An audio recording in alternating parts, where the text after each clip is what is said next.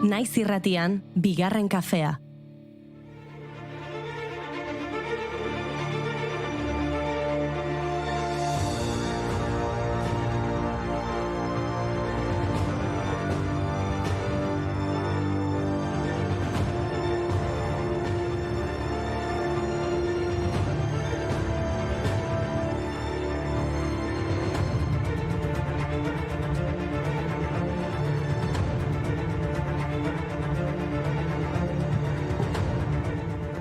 Egunon guztioi, egunon Goiuri eta egunon Mai. Egunon edo bon dia, buenos días, good morning, bonjour, buongiorno, bon dia. Egunon bai, edo guten Tag, guten Morgen, god morgen, god dag, ich ba jumenta. Edo ditzen dobri rano, dobri den, dobri utro. Bale, Mai, ulertuta. Zurekin gauza hauek segituan ulertzen ditut hasieran kostatzen zait eta gero konturatzen naiz gaur hizkuntzen Europako eguna da. Bueno, egunon esan dugula argi gelditu da, baina honegin ere esan barko genuke, Noski, hizkuntzen Europako egunaz gain, 13 urte dira Basque Culinary Center inauguratu zenetik. Zukalde bat jantokian, zukalde bat jantokian, lapiko entzun nahi dugu eskolako jantokian. Zukalde bat jantokian, zukalde bat jantokian, usain gozoa igarri nahi dute eskolako jantokian.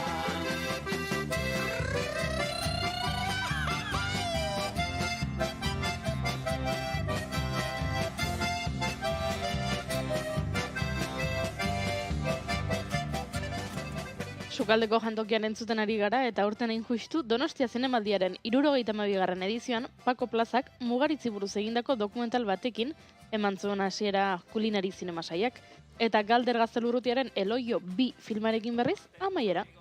4 film lehiatuko dira kulinari zinemasaria eskuratzeko eta afari tematikoak egingo dituzte. Astelenean hasi ziren afari hauek, Mugaritz, Sinpandi postre dokumentala eman ondoren, Mugaritzeko sormen unibertsora jatetxetik igaro diren plater, begirada eta pertsonekin egindako esperientzia gastronomiko batekin. Aizue, amaierarako afarirako garaiz gabiltza, haien izena marko dugu. Ze, entzun hau, okerreko platera zelikatzea eriotza sententzia bihurtzen denean, noraino iritsiko zinateke bizirik irauteko? Gastronomia talentu gaztek bizia emango diote Eloio 2 filmaren unibertsoari afari honetan. Jo, bale, nabaritzen da azken egunetan zinemaldiaren ekosisteman bizi zaretela, Ez dakit zergatik diozun hori, Mai, akaso gaur Amaia Lizarralderen urteak direla dakigulako? Edo agian gaur Ainere Tolosa jaio zela ere badakigulako? Ze parea, baina zer dau? Bigarren kafea edo 7. artea. Bueno, ziur nago gaurko edozein efemeridea aipatuzkero zinemaldiarekin loturaren bat aurkitzeko kapazak zaretela. Zalantzari gabe, Mai, nik erronka onartuta challenge, accepted. Nigatik bai, baina gauzak ondo egin behar dira, Aber Inigo, baldaukazu galdera lehiaketen sintonia horitakoren bat, mesez? Ui, bado adientzuliok hemen hasten da, zinemaldiko zaldiko.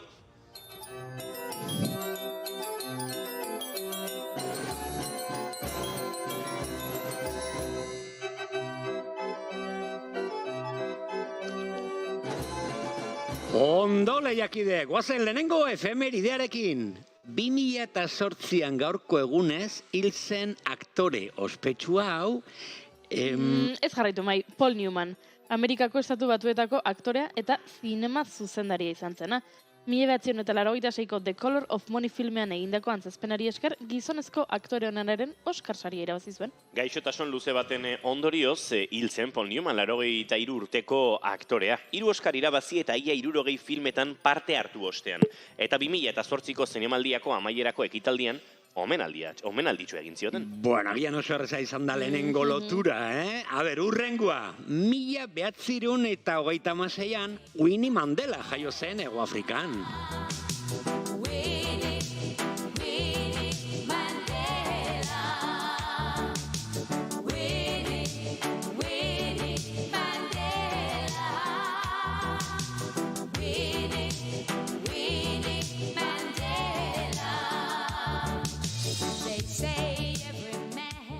Winnie Makidizela Mandela Hego Afrikan apartheidaren aurkako borrokan nabarmendutako politikaria eta aktivista izan zen.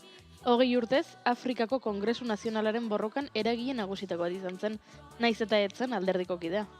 Eta uste dut badaukagula loturaren bat zinemaldiarekin. Sofia Okonedo epaile izan zelako, 2011an Alex de la Iglesia, Guillermo Arriaga, Sophie Mantino, Frances McDormand eta Bai Ling eta Beth Hammer ekin batera. Hori da, eta Sophie Okendok Mrs. Mandela pelikulako rol nagusia interpretatu zuen, Winnie Mandela ez urbamituz. Buah, ederrari zarete. Guazen aurrera, bikote. A ber, 2012ko Donostia saria jaso zuen aktoriarekin loturaren bat duiztan? 2012an Donostia saria Jon Travoltaren zati izan zen okeraz banago, ezta?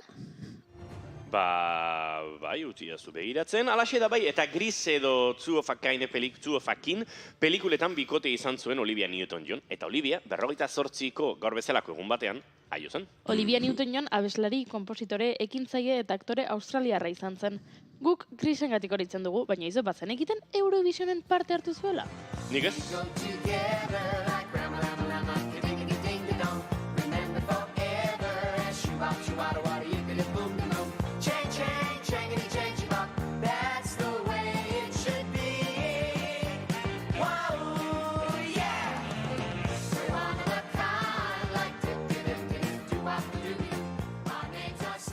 Aurrera goaz gure lehiaketarekin eta ona hemen urrengo enigma.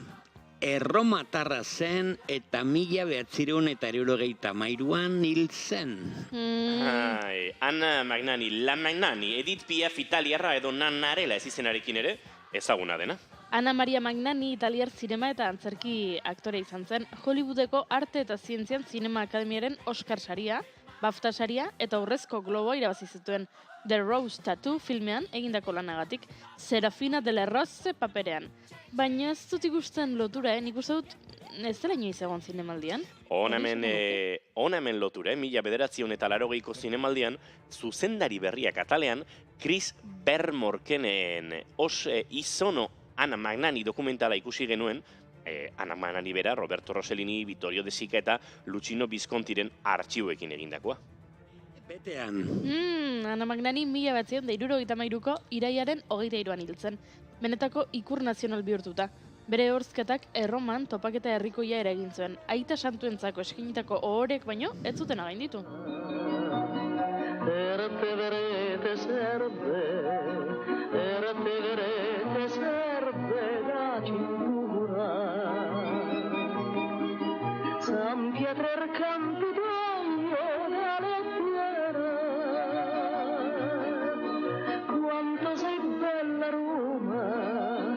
Quanto sei bella Roma, prima sera. Gira si la vuoi gira, canta si la vuoi canta. De qua della dar fiume, de qua della dar fiume c'è una stella. Oso ondo bikote askoak izue. Pasa zarete urrengo fasera. Zinemaldiko zaldiko lehiaketaren galdera errezak bukatu dira. Prest zaudete lotura konplexuak bilatzeko? Bai, jauna. Ea ba. Denok dakigu gaurko egunez, 1888an jaio zela Thomas String Eliot edo T.S. Eliot izenaz ezaguna. Poeta, antzerkigile, literatura kritikaria, 20 mendeko ingelesezko poetarik handinetariko bat izan zen. Eta 1958an literaturako Nobel saria irabazi zuen. Baina nola lotu dezakegu bere izena T.S. Eliot zinemaldiarekin? Seguraski lotura bat baino gehiago daude T.S. Eliotekin. Ikustagun... I found my love by the gas. Nik badaukat bat T.S. Eliotekin. 2008 urtean atzera begira garaikidea izan genuen Terrence Davis zuzendariarekin. Dirty Old Town of Time and the City pelikula artxibo irudiz eta gaur egun filmaturiko iruriz osaturiko muntaketa egin zuen Davisek. 40ko eta 50ko hamarkadako Liverpooleko jaiotarriko oroitzapenak kontatuz, eta bere ahotsa jarrita. Hain zuzen, narratzailearen testu propioak eta Joyce, Chekhov, Emily Dickinson eta nola ez, T.S. Elioteken testuekin. Zora garria, makina hutsak zarete. Botearen bila joango gara azken probarekin? Botaren bila, botaren bila, Oe. botaren bila, Oe. botaren bila. Vale, venga, ba, goazen. Nabaritzen da, inigo ez gala bereziki futbolzaleak, Loloismoa, Oe.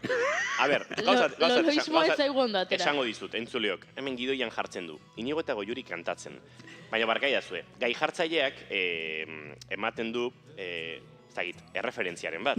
Kaso erreferentea ruleta da, boteren bila, boteren bila, boteren bila. Komodin. Bueno, bai, azkena, guazen. Azken proba zaiena izango da, eta kasu honetan erronka musikala izango da. Entzun ondo hau.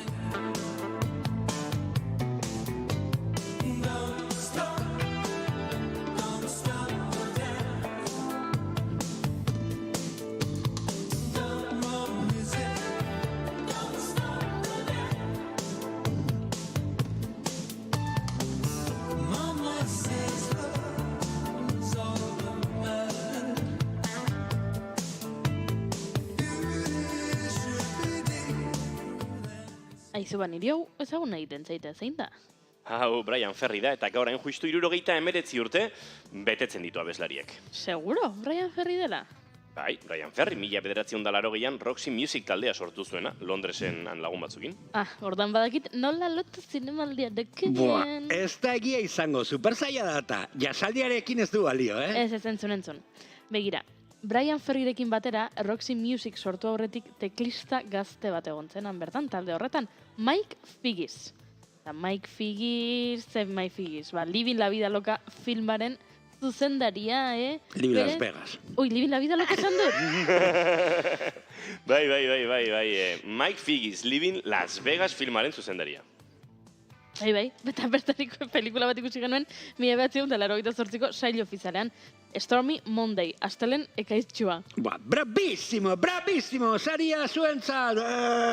Bi izar zuen izenekin, Zurriolako ospearen paseoan, zorionak! Mila esker mai, ore handi izan degi esan, Aizu, eta zer iruditzen zaizue gaurko gure gonbidatuekin batera ospatzen badugu gure garaipena? Primeran, gaur gurekin Loreto Mauleon izango dugu, Keler telesaia zaritzeko, gaur iluntzean estrenatuko da.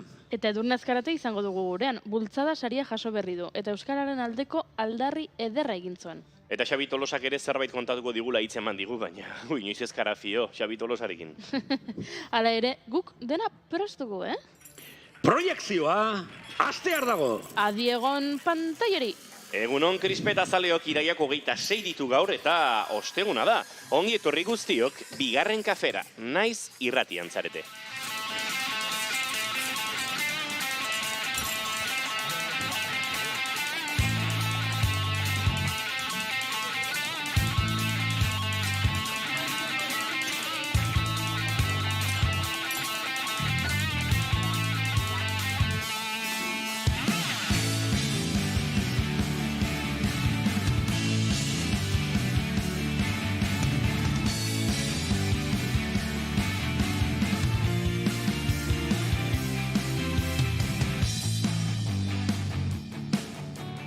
Zuekin jaun Andreok, Mai Gorostiaga, pozo egunon, Mai! Kakakaixo, egunon, alfombra gorrira gerturatzeko prest. Eta zuekin noski egunero bezala, Goiuri ez izan handia, Goiuri egunon. Ondo? Bueno, erdizka. Ai, ama, erdizka. Erdizka. Hainbestean.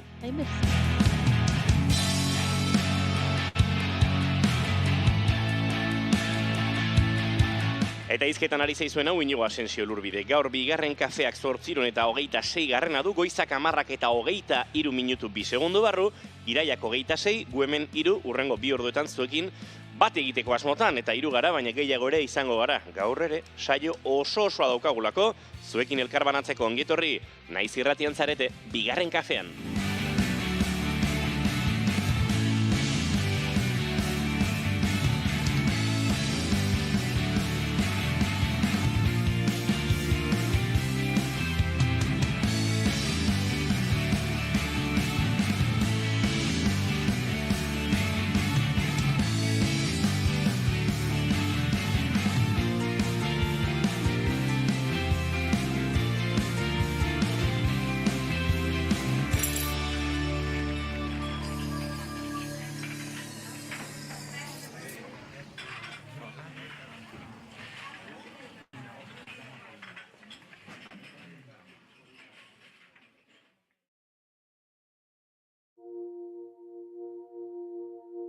Agian ez nintzen argia izan. Agian ez zuten entzuten tanik uste nuen itxu iuna garbitu nezakela konturatu nintzen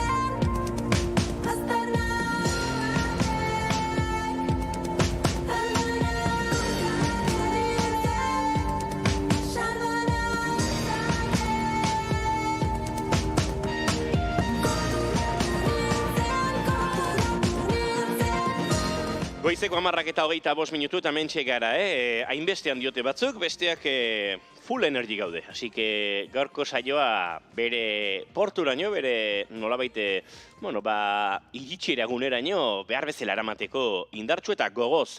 Egunon gaztiak dio indiokerrek, Gorka Goierrik egunon, hementxe zemuz nire maite duta da, proiektua Laster Kulturzast podcasta estreinatzera noa. Ataun irratian, ara, hemen ere gaur ere autobombo egiten. Beti. Gorka autobombo Santesteban, ditego digu. Kobratzen hasiko gara, hemen promozioaren gatik. Eta lehen gonbidatua hemen gertu dagoen norbait dio, bai, Imanol González Gurrutxaga izango du gonbidatu, bide batez agurtu ere egingo dugu. Imanol González Gurrutxaga, egunon? Kaixo, egunon. Ondo? Oso ondo, eguraldi txarra, nahi guztia ezaten bezala. Bai etxen oteko, bai oinez ibiltzeko, bai Donostin ibiltzeko bateze. Zinema egiteko. Hombre, eske pedalteria asko igotzen da Donostia eta euria gaitz bai. Bai, egia. Bai, oso gelditasuna ekaitzean ari zegu geratzen goiza. Bai. Zeder. Beno, zoragarri gaurkoan bai, errekor guztiak apurtu dituzue koreografian 20ko puntuak eta maksimoa zorionak oso alai egin dezute eta Goiuri koreografia osoa egin du. Ze ona. Baina egin dut berezia gaina, Bai, zinemaldiko oso berezia. koreografia egin dut. Bai? Zinemaldirako. Noski? A ber, ni nere koreografian negoen kontzentratuta Goiuri.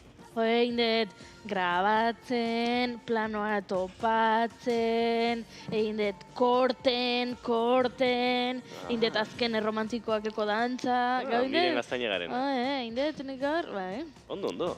ditut begira jakin gabe erantzunik ez dagoela batzutan.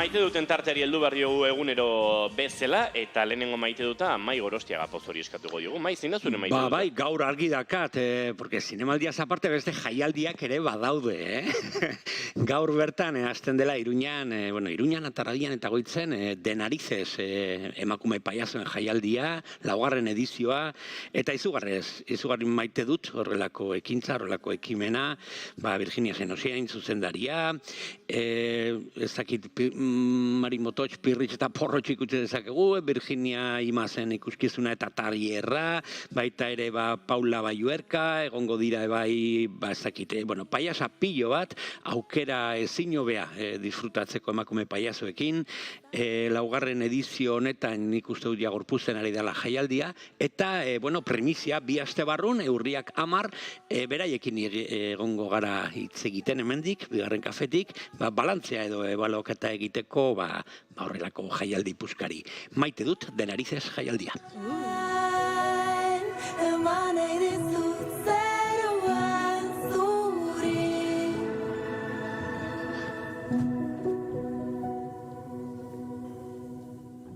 Imanol González Gurrutxaga, zein da zure maite duta?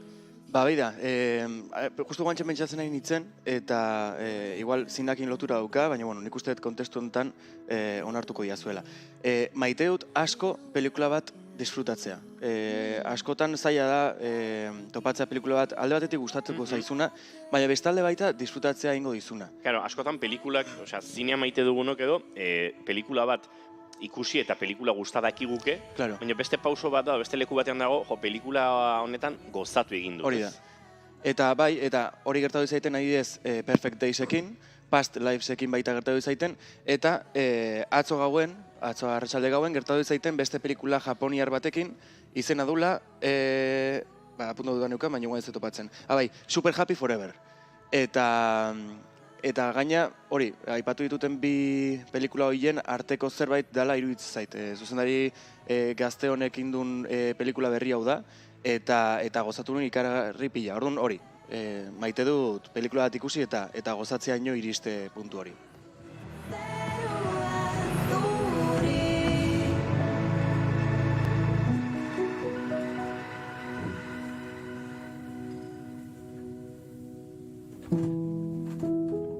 Olatz Salvadorren diska berriari gara entzuten, zerbaiten zain entzuten hasi gara, Olatz eta Izaroren arteko elkarlan horrekin, eta orain nahi gabe ari ginen entzuten. Tira, Goiuri, zein da zure maite duta? Maite dut eza daukat. Ara... Bai, ez dut maite, zure buruak zuzentzaile automatikoak bezala egiten duenean lan. Hau da, niri goatzen naiz txikian nintzenean eta hasi ginenean informatikako klaseetan Microsoft Wordekin guen eukala, ez dakit orduan agian etzegoen aukera Worda euskeraz jartzeko, eta orduan gaztelaniaz geneukan, orduan zuk orduan hitza idazte zenun bakoitzean, zuzentzen zuen eta orduña jartzen zuen, ez? Zebeak gaztelaniaz ari zen. Gogoan dut, nik zuzenketa hori, bai. Bai, orduan beti zen orduña. Eta horrelakoak, ez? Zuzentzaile automatikoarekin, eta niri gaur buruak egin dit zuzentzaile automatikoa, hau da, ni ari nintzen testu bat irakurtzen. Testuan, jartzezun oso argi eta garbi, Live in Las Vegas. Eta ni hasi naiz irakurtzen, Live in Las Vegas, eta irakurri dut, nire buruak irakurri du Live in Las Vegas, baina nire ahoak esan du Live in la vida loca. Eta orduan, ez gustatzen horrelako... Barkatu Goiuri. Zentsuratua izan naiz, hemen salatu nahi dut oraintxe bertan goizeko 10 eta 31 zentsuratua izan naizela naiz zeratean. Alex Ardui bezala.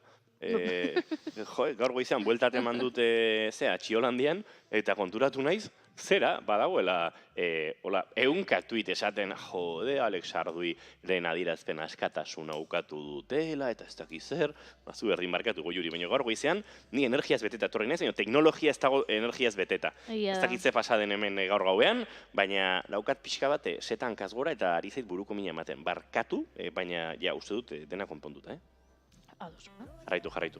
Ez esan nahi nuena zen, hori, Live in Las Vegas irakurri dudala, eta nire hauak erabaki duela, Live in la vida loca esatea, eta orduan, horrelakoak etzaizki dela gustatzen, eta hori, pentsatzen dut jende gehiagori ere gertatuko zaiola, ez? Buruan daukazula hitz bat eta beste bat esaten duzu, edo zerbait esatera zindoa zen, eta bapatean mezu bat jasotzen duzu, eta orduan irakurtzen duzu mezu hori, eta orduan esaterakoan mezuan jartzen zuen esaten duzu, horrelakoak. Orduan, gaur nire garuna dago pixka bat zuzentzaile automatiko, eta hori ez dut maitea. Animo, egunarekin. Maja.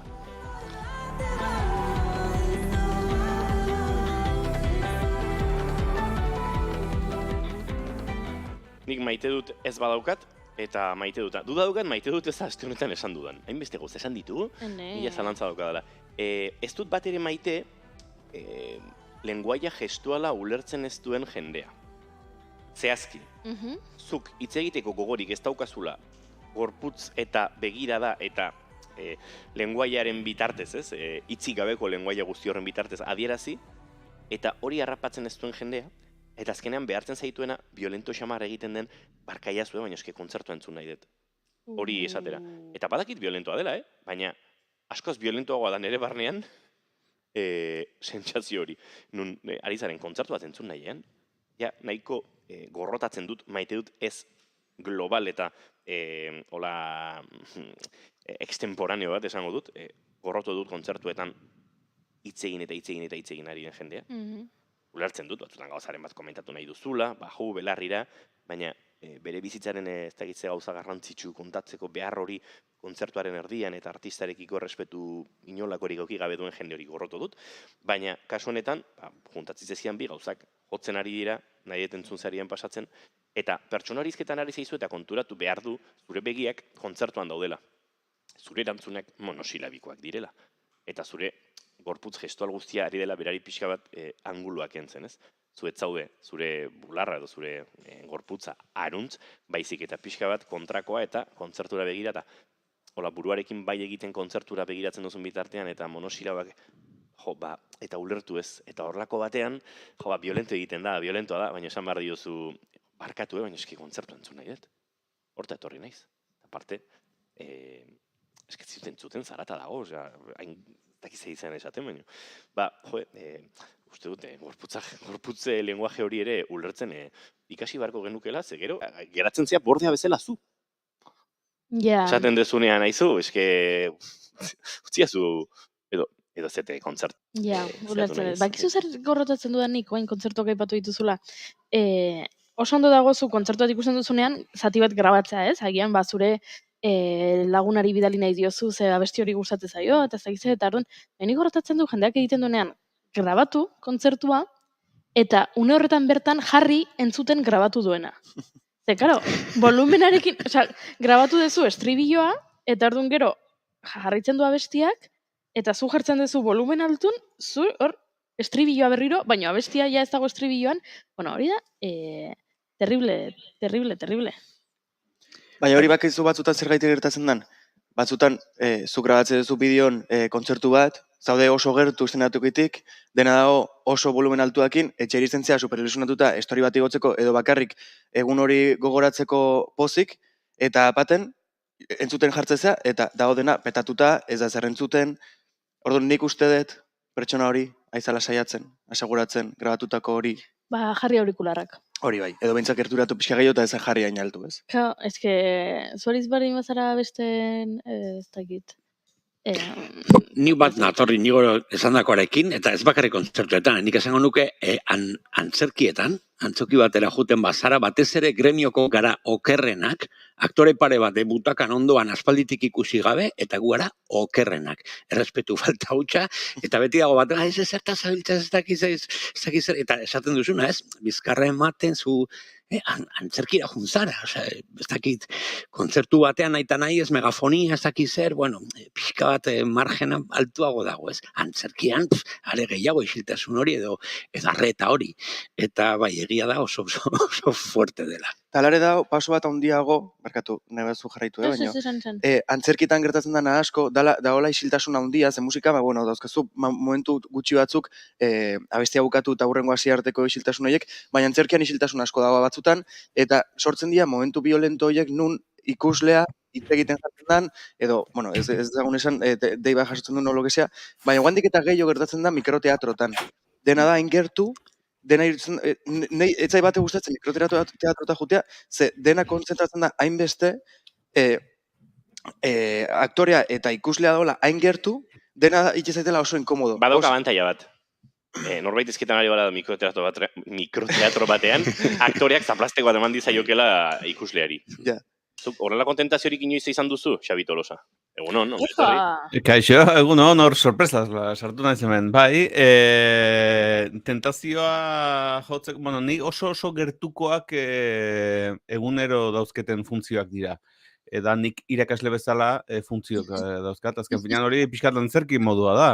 Egunero ateatzen zea, eta hor dako zure publikoa, zure ikasleak diela, baina hauek gainera, beraien artean hitz egiten dutenean, zuk badaukazu aukera zigortzeko. Beraz, hor dago diferentzia handia. Ez dakit, simil hori ondo iruditu zaizuen edo ez? Egia esan, improvisatzeko. ez emanaldi bada. Emanaldia da. Bakarrizketa bat askotan. Askotan, bueno, saiatzen zea, komunikatzen, crowd work deitzen zaiona bezala, ez? Zure audientziarekin egiten duzun lana, eta galderak egiten dizkizue, eta zuk erabiltzen duzu, eta ni saiatzen naiz txistea sartzen, baina geroz eta referentzia zaharragoak erabiltzen ditut, eta nire ikaslek azteek ez dituzte ulertzen, orduan pentsatzen dute beste mundu batetik natorrela, eta ni ez ni gaztea naiz, ni zuen gertukoa naiz, eta ez da ondo funtzionatzen. Gainera, oso fidela da publikoa, egunero juten dela eta zekita bonauta daudela, hortxe dituzu, Hori egia da. Baina, bueno, obligazio bat daukatelako, egia esan, hor pena ematen du, baina, bueno, aprobetxatzen duzu. Osea, aktore bezala ere, hoi ondo dengo zan, ez? Norbaitola, egunero jutaren bazizu pixkatola obligatuta, ez? Takit. Nik onartu behar dizuet, ikasleen artean, klasean parte hartzen duten hoiek, beti ateratzen dutela oso nota ona.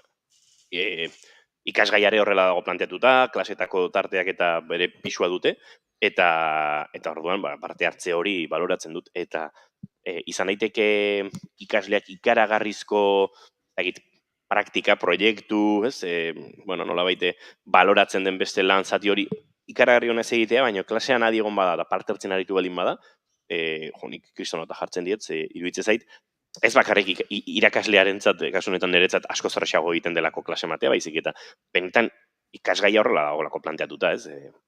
Hitz egiten ikasiko duzu hemen elkarrekin, hau aztertzen eta hola.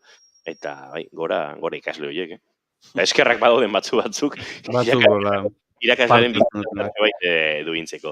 Baina batzuk, barkatuta nahi mukatuket, baina batzuk nahita galdetzen dizkizuten gauzak ez daukate zer ikusia klasearekin. Aztez ezkizu, bueno, eta azte buruntan zein dezu, eta kontatu hori, eta zeion naberitzen duten nola zu eraman beste leku batetara, eta nun ja derbente, ahi ba, 10 minutu pasadia, eta klasea ez dut eman.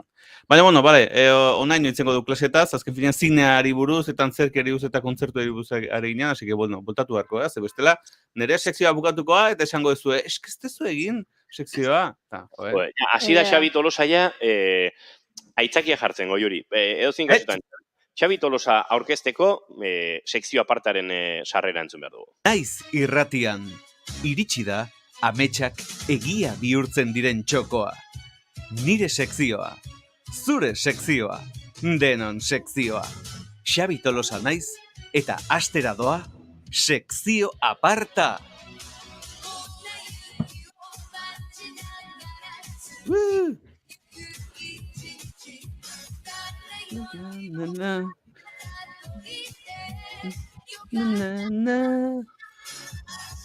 Bueno, jarriko inenteno dantzan, ez? Bai.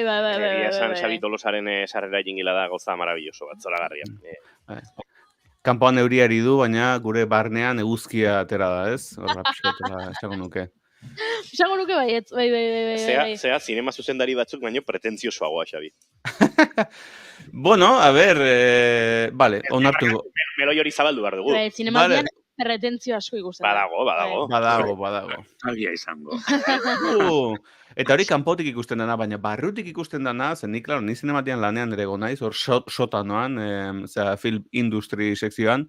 Baina, gaur ez dizu etortazi hitz egingo, entzule Maiteok, Maigo Juri eta Inigo eta konpainia. Gaurkoan, klaro, zineari buruz hitz egin beharra daukat, asko daukat kontatzeko zineari buruz, eta besteak beste spam pixkat egiteko ere aukera aprobetxatu beharra daukat ulertuko duzuen bezala. Vale?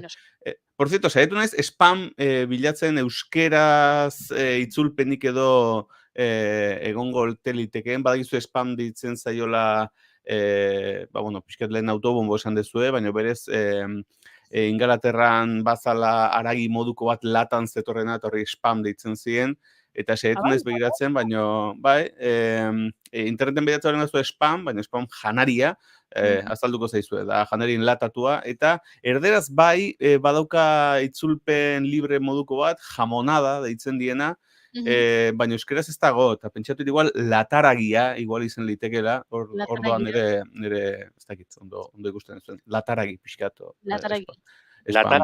Ez dakit, ideia besterik ez da, hor usten dizuet, pentsa dezazuen. Epa, esaten dugu Monty Pythonen sketch batetik dator. Hori da, bai, baina Monty Python sketcha dago oinarrituta spam janari horretan. Eta egin zuten bikingo batzukin egin zuten sketch moduko bat, eta spam hitza errepikatzen zuten behin da berriz. Eta hori gero trasladatu zen, esan bezala, korreo elektroniko basura edo horrekin asozizioa egin zutela. Baina, bueno, nik gaur zineari buruz hitz egiten nator, esan bezala, spam asko egiteko. Lehenengo spama egingo dut, utziko diezue, bazpare baina sekzioa kanzelatze balin badizue oantxe bertan, bazpare, nik hau ja esan da bukatu nahiko nuke, eta da, ni pantalla handian ikusteko aukera izango dezuela, hemendikan aste pare batera, 3 astera, urriaren 19 uste dala, 19 Lekeition zine bileran. Hor utziko dut, itzengo dugu aurrerago, ni buruz, baina hor da nire lehenengo spama, ze hartu dute nire labur metrai bat bertako sekzioan, eta botako dute. Orduan, mesedez, entzule guztiok, Lekeitiora, nik uste nire labur metraia botako dutela ostiralean, uste 18 eguna, tokatzen dara, eta bozkatu beharko duzue, mesedez, ikusleen saria lortzeko. Bozkatu behar dugu, Bai. ez iguzu zen besteak ikusi eta erabakitzen zein gustatu zaigun gehien, zuzenean ja, zurea bozkatzera joan behar. Bai, nik sekretuak kontatuko dizuet. Ikusi ditut beste laburmetraiak, izen asko dago eta talentu asko dago, baina laburmetrai gehienak iraupena dute 12 minutu, 15, 20, 30 minutu, eta nerea pixkat, haize fresko pixkat, emateko da. Minutu bat baina gutxiago irauten du. Benetan? Hor utziko dut. Beraz, hementxe, nire spama, zoazte, mesedez, Lekeitiora, urriaren 17 eta 19 eta bozkatu, nire lapurmetraiatik, mesedez. Hor di joan nire, zera, hor utziko dut. Ez dizuete zer gehiago esango, itzengo dugu aurrerago nahi zen ezkero. Baina, bueno, kontua da, gaurko temakin hasi aurretik ere baita, komentatu nahi zuen, aurrekon galdetu zenetela nola nahiko nukeen izatean nire hileta. Zuen galdera famatu hori, nahi dezuela pixkat implantatu, gonbidatu egiteko. Orduan, pentsatu nuen, zerotik hasteko ordez, igual itzeitea funerere batek, ehorzketa etxe batekin, ea, ze zerbitzu eskaintzen dituzten pixkat ideiak eta hartzeko. Eta, kontatu dizuet ni inkestatzaile izan naizela ehorzketa etxeentzako ere baita, hori ez dizuet kontatu, ezta? Beida, jake zinearekin egian flashback bat ingo dugu, ez? Flashback, bakizuen, ni oan dela urte asko, inkestak egiten jendeari eta ehorzketa etxeentzako datuak bilatzen. Orduan, deitze zenun aleatorioki telefono fijoetara, goizetan zein egoten da etxean, normalen jende heldua da izaten da, edo ni hemen sekzioa parte egiten, eta hartze zaituenari galderak egiten zen izkion. Galdera batzuk oso arraroak. 0-tik 10 ze importantzia ematen diozu zure hilkutxaren jatorria ekologikoa dan edo ez dan. Prezio aldetik eta zehatzeko. Esan, zer nahiago dezu? Zure hiletan biolinista 3 bat egotea, edo nahiago dezu caterina egotea, eta horrelako galderak egine. Bastante interesantea da, baina hor deskubritzen zure baita ze dirutza gastatzen den horrelako gauzetan. Eta gero, noski, jendeari deitzen diozu. Zer barkatu Goiuri? Eriotza oso garestia dela. Oso. Ez zaitez da hil. Ez hil, inor ez hil, negozioa da, ez hil, mesedez. Hori, orduan, horrelako galderak eta egiten dituen, eta jendea batzutan humore honez erantzuten zizun, bestetan ez, igual, de hecho, egon zan Andre bat, igual, eduki nun 20 minutuz inkesta egiten, gaina behiek esaten dizu, hau luze joango alda, eta esaten dizu hasieran, ez da 5 minutuko kontua, eta azkenean ordu erdi da. Orduan, klaro, 20 minutu gendera mazkin inkestan, eta azkenean esan ziren baita eskezin de jarraitu, ze oain dela urte bete, baina gutxiago, nire senarra hiltzan, eta izait kongo jabal sartzen, eta, total, gendik urrengo gunen ja lan hori utzi nun, ze oso goza intimoak eta gauza berexiak eta komentatzen dira. Gero beste batzutan, jendeak hartzen dizu eta esaten dizu, ¿qué eres arguiñano? Esate ziten batek. Te estamos viendo en la tele, segon, ez dakit, ja, dementzia puntu batekin, edo igual nitaz parreza izala, ez dakit. Baina, bueno, honeaino flashbacka, oen bultatuko gea, errealitate ontara. Pentsatzen dut, bueno, jake kontatuak eta dauzkaten, idatziko diote horzketa etxe bate, eta galdetuko diot, zerbitzu dauzkaten, zuen galdera erantzun ahal izateko. Eta deitu nun, eta bueno, kontatu ziaten orain, zerbitzu bat egiten nahi diala, dala zure bailetan eta jartzea pixkat bideo batzuk, pixkat zure biziaren erresumen bezala pelikula bat eginez. Eta, claro, nik esan, esta es la mía, ze gainera, sekzioa zineari buruz, zinemaldia, eta horrela hiletaren asuntoa erantzuten dizuet, eta horri buruz egin dezaket, ikerketa. Eta, claro, irutzeit bastante tema interesantea, ze zuek ez dakit planteatu dezuen, nola izango litzateken zuen biziaren pelikula. Ba ez, orain arte ez egia esan. Ostra, biziaren pelikula. Zuen biziaren pelikula. Osea, Gero pretenziosoak zinema zuzendariak omen dira, baina... Ez, baina, bueno, pelikula baino gehiago, osea, pelikulak ez du zertan ona edo, osea, zuk inigo ja pentsatu duzu Hollywoodeko superprodukzioa. Ez, baina ez. Suposatza zure bizitzan nahiko interesgarri badela pelikula bat egiteko. Bueno, pelikula txikia, pelikulak ez du laburmetra izan daiteke ere baita, ez? Pixkat, depende zenbat bizi zean, edo ze gauza egin dituzun, bastakit. Ken Loachen pelikula bat ere izan daiteke, askotan, nik uste gertuago dagoela gure buruz. Edo adibidez, ez dakit planteatu dezuen, ze aktore edo ze aktoresa nahiko zenuketen izatea zuen papera beteko lukeena. Ez dakit planteatu dezuen. Garai baten esaten zidaten Gorka Otsoaren antza nuela pixkat. Eta lehengon horri betan Gorka, asko, oso ondo lortzaiten tipo bada, gero behakin irun pelikulak, bueno, batzuk igual geixo, bestek, baina oso ondo lortze zait, eta igual Gorka Otsoa bera. Baina, orduan, zen uneri buruzkoa den pelikula hori. Hau da, zuk zure bizitzako pelikula, imaginatu, zu 85 urterekin hiltzen zarela. 85 urteko gizon bat izango da pelikulako protagonista, edo izango da 12 urteko Inigo, 17 urteko Inigo. Gorkatxoak balio du orain hiltzen banaiz. Hori da. Oraintxe. Balio egiteko zure eskola garaiak, edo... Baina zure bizitzako highlightak noiz gertatu dira. Ez? Osea, ez tezu jarriko, igual 85 urtekin egiten duzu 1000 aventura, baina igual zure bizitzako aldi gehienean hor inigo daukagu. Igual aurrerago burusoil geratzen balin bada, aktoreari jartzen diote burusoil izat gorro mugu bat jartzen diena, ez dakit. Baina berez Gorka Otsoa bat nik ondo ikusuko nuke hortarako. Ni gustatzen zait, Gorka Otsoa. Ekarri zazue gonbidatu bezala, ez? Will Smith. Will Smith. Will Smith bastante txukun ikusten dut horrela. Bai. Bide, hoen pentsatuta igual, eta Jim Carreyekin ere, hor bertan, oso registro asko dauzkalako, eta oso interesgarri izan daite. Bai, eta, bueno, gero erronka handi bat izango zen, Imanol Arias, adibidez.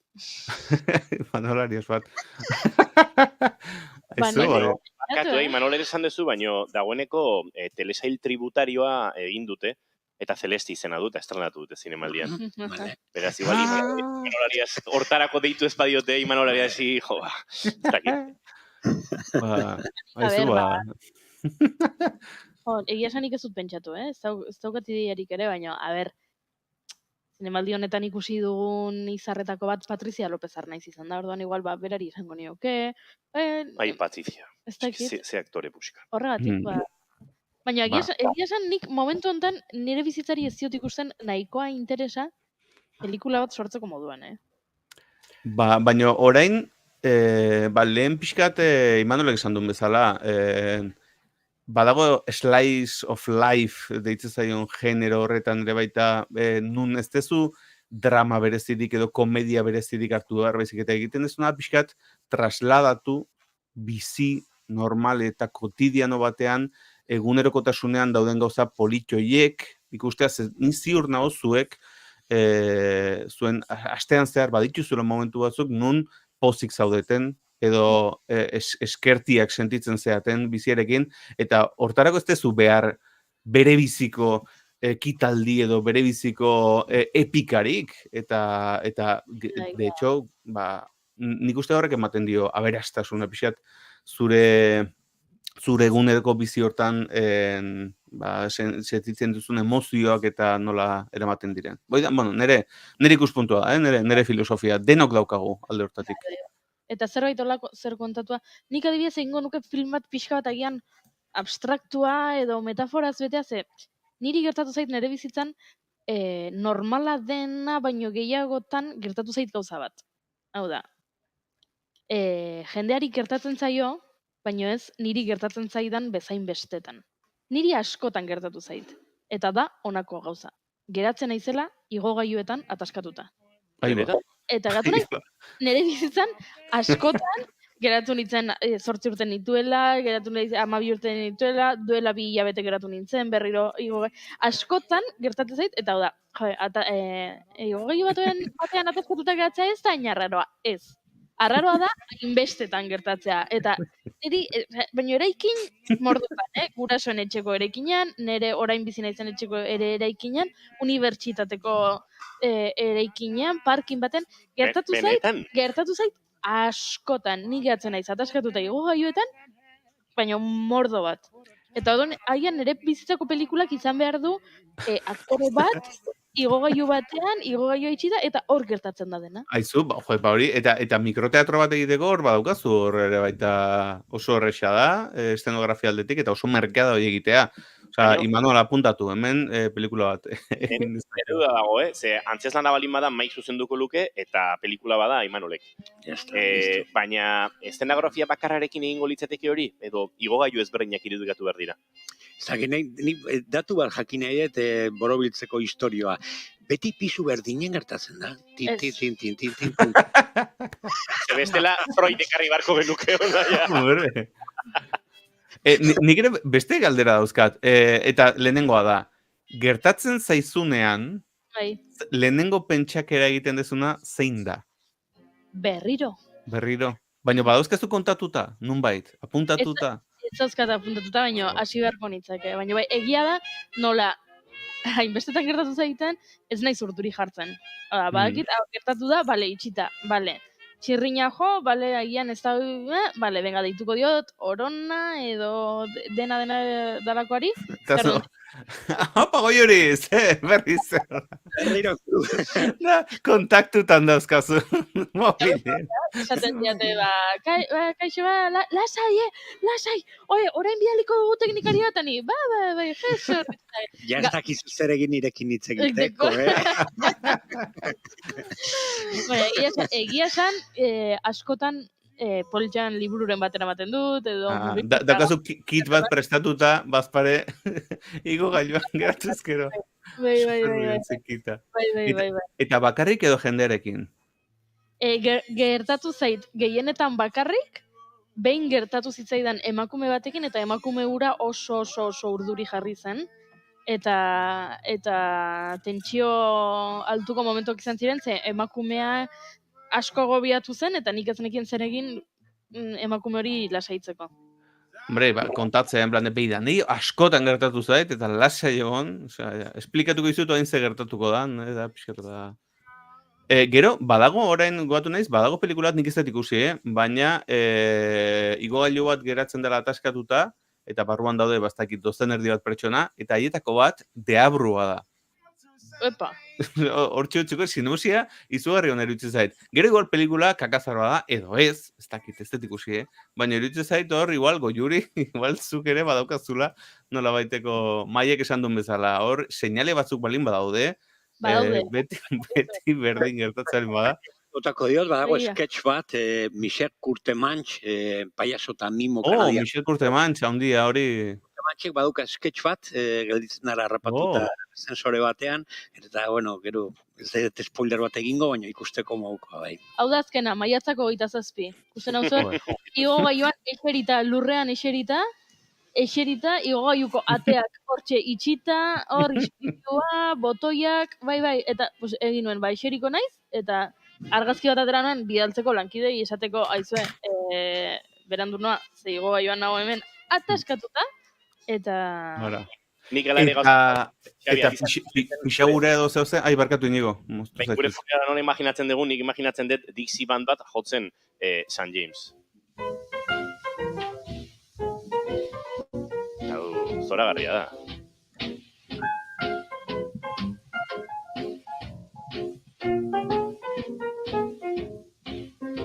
I went down to St. James Infirmary. Ez dut topatu Dixie Band bertsio bat, baina New Orleansen entzunda daukat eta olako konformatzen naiz Euskal Herriko musikariekin, ez daukazue Alabamatik Dixieland bat ekarri beharrik, daude hemen ere Dixie bandak eta baina wow. Oain zara dizara, zure hiletaren musika edo zure bizitzako pelikularen soinu banda? Bizitzako pelikularen momenturen batean hiletare agertuko da, ez? Hortik abiatu gara, gure hileta nola imaginatzen genuen, eta ordan nik imaginatzen dut hileta horrela. Nahi baduzue, ez dakitzen izango den zuzendaria, baino Sañudo edo Urkijo edo Lara Izagirre edo nik hasiko nuke gero zuek nahi duzuen egin, Osea, zuen pelikula da, nire bizitza zuen pelikula. Baina ni hasiko nintzake estena batekin, Euritan, Hilerrian eta Dixieland talde bat. Alabamakoak balin badira, zinematografi pixka bat emateko hobe, Dixieland talde batekin St. James jotzen. Pelikula hori egiteko aurrekontua utziko diguzu ja hola gordetan onbain? A ber, irailean gaude, eske justu oraintxe pasa dira Eusko Jaurlaritzako diru laguntza deialdiak. Bueno, orain jakingo dugu, rengo hilabetetarako proiektu dugun, Imanol González Gurrutxaga orduri daukagu, film labur berriarekin eta bar. Beraz, bizirik irauten badet urrengo deialdirako saiatuko naiz aurrekontu bat osatzen. Bestela, ez dakit, Ander Sagardoi dikoldoz duazuari, osea, deitu iezue eta lagunak ditugu, eta aizue, pixkate, agurtuko dugu. Aizue, goizeko 11ak ditugu, eta agurtu beharrean gabiltza Xabi Tolosa. Baina, oainik ez naiz hasi eta sekzioarekin. Pentsatu, Xabi. Nahi bali baduzu bihar tartetxo bat egingo dizugu, bestela horren bat. Baina hasi gara hemen, funeralak bera, Goiuriren ascensorearekin, Goiurik ascensoreakin duen amodio harreman xelebre hau, eta hor geratu gara. Ez dit denbora eman spam gehiago egiteko, ze asko daukate egiteko, eta ez dit denbora eman kontatzeko sekzioa, dena prest neukala, sekulako sekzioa, baina bueno, gauzak horrela dira, biziak horrelako gauzak ekartzen dizkigu, eta, bueno, eskertzen dizuet tartetxo bateatik. Nik uste gai honek gehiagorako ematen duela, zure hiletan nolako izango den oraindik ez du jakin, Lekeitioko zinebileran estrenatuko duzun horren inguruan ere zalantza asko geratu zaizkigu argitzeko, beraz, laister eukiko dugu tartea, beste itzordutxo bat egiteko eta behar bezala jarraitzeko. Hori da. Eskertzen dizuet bintzat tartetxo negatik. Xabi Tolosa, mila esker, Madrileraino besarkada bat, eta azaroaren 2an Madrilen itzordua daukagu, adixatu izuz lehen, eta bertan ikusiko dugu elkar. Aio! Ondoloin! Tamalez, bukatu da gaurko sekzioa aparta, baina lasai egon, datorren astean bueltatuko gara, aurretik kanzelatzez banaute behintzat. Gogoratu, mezuak edo iradokizunak bidaltzeko, sekzio aparta, abildua, xabitolosa.com. Datorren aster arte! Eta Xabi Tolosa agurtu dugun bezalaxe, agurtu behar duguna, gure estudio zentraletan, preste dagoen itxaso Leonda, eta bera ere agurtu behar dugu, hain zuzen ere, azken ordukoa ekarriko digulako. Itxaso Leon, egunon? Egunon, goizeko 11ak eta goazen azken orduko informazioarekin. Enpresa buru bat epaituko dute Astigarragan langile etorkinak esplotatzeagatik. 14 orduko lanaldiak, mehatxuak, irainak, deigarria da eskaeren desberdintasuna, fiskaltzak 3 urteko espetxe zigorra eskatu du eta akusazio partikularrak berriz 72koa. Donostiako instrukzioko 3 zenbakiko epaitegiak ahozko epaiketa hastea erabaki du enpresa buru gipuzkoar horren aurka, 8 kolonbiar migratzaile hoietatik 5 gizonezkoak eta 3 emakumezkoak legez kanpo kontratatzeagatik. Eta nazioartean ere hainbat kontua aipatzeko, batetik ustelkeria leporatuta Eric Adams New Yorkeko alkate demokrata ikerketapean dutela zabaldu du The New York Times egunkariak, antza hauteskunde kanpainan jasotako doaintzengatik abiatuko dute ikerketa federala, eta bestalde Japoniako auzitegi batek 88 urteko Iwao Hakamada absolbitu duela ostegun honetan 57 urte eman zituen espetxean, eta mundu osoan heriotzaren korridorean denbora gehien eman duen pertsona da. Gurera itzuliko gara trafikoaren informazioaren berri emateko. Gaur goizean 2 istripuren berri izan dugu Güeñes eta Elgoibar parean, pertsona bat ospitaleratzea eta beste bat suhiltzaileek ibilgailutik atera behar izatea eragin dutenak, baina oraintxe esan daiteke lasai ditugula Oro Har errepideak, Bizkaiko errepide sarean orduotako ohiko pilaketak sortu dira bereziki Bilbo, Barakaldo, Leioa eta Galdakao aldean.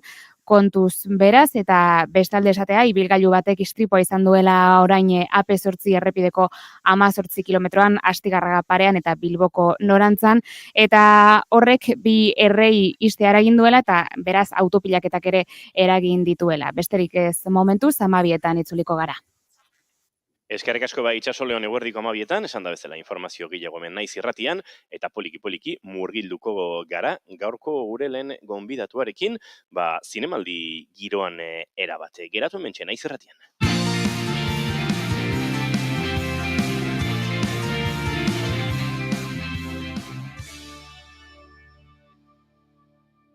Emaiozu bigarren aukera bat egunari.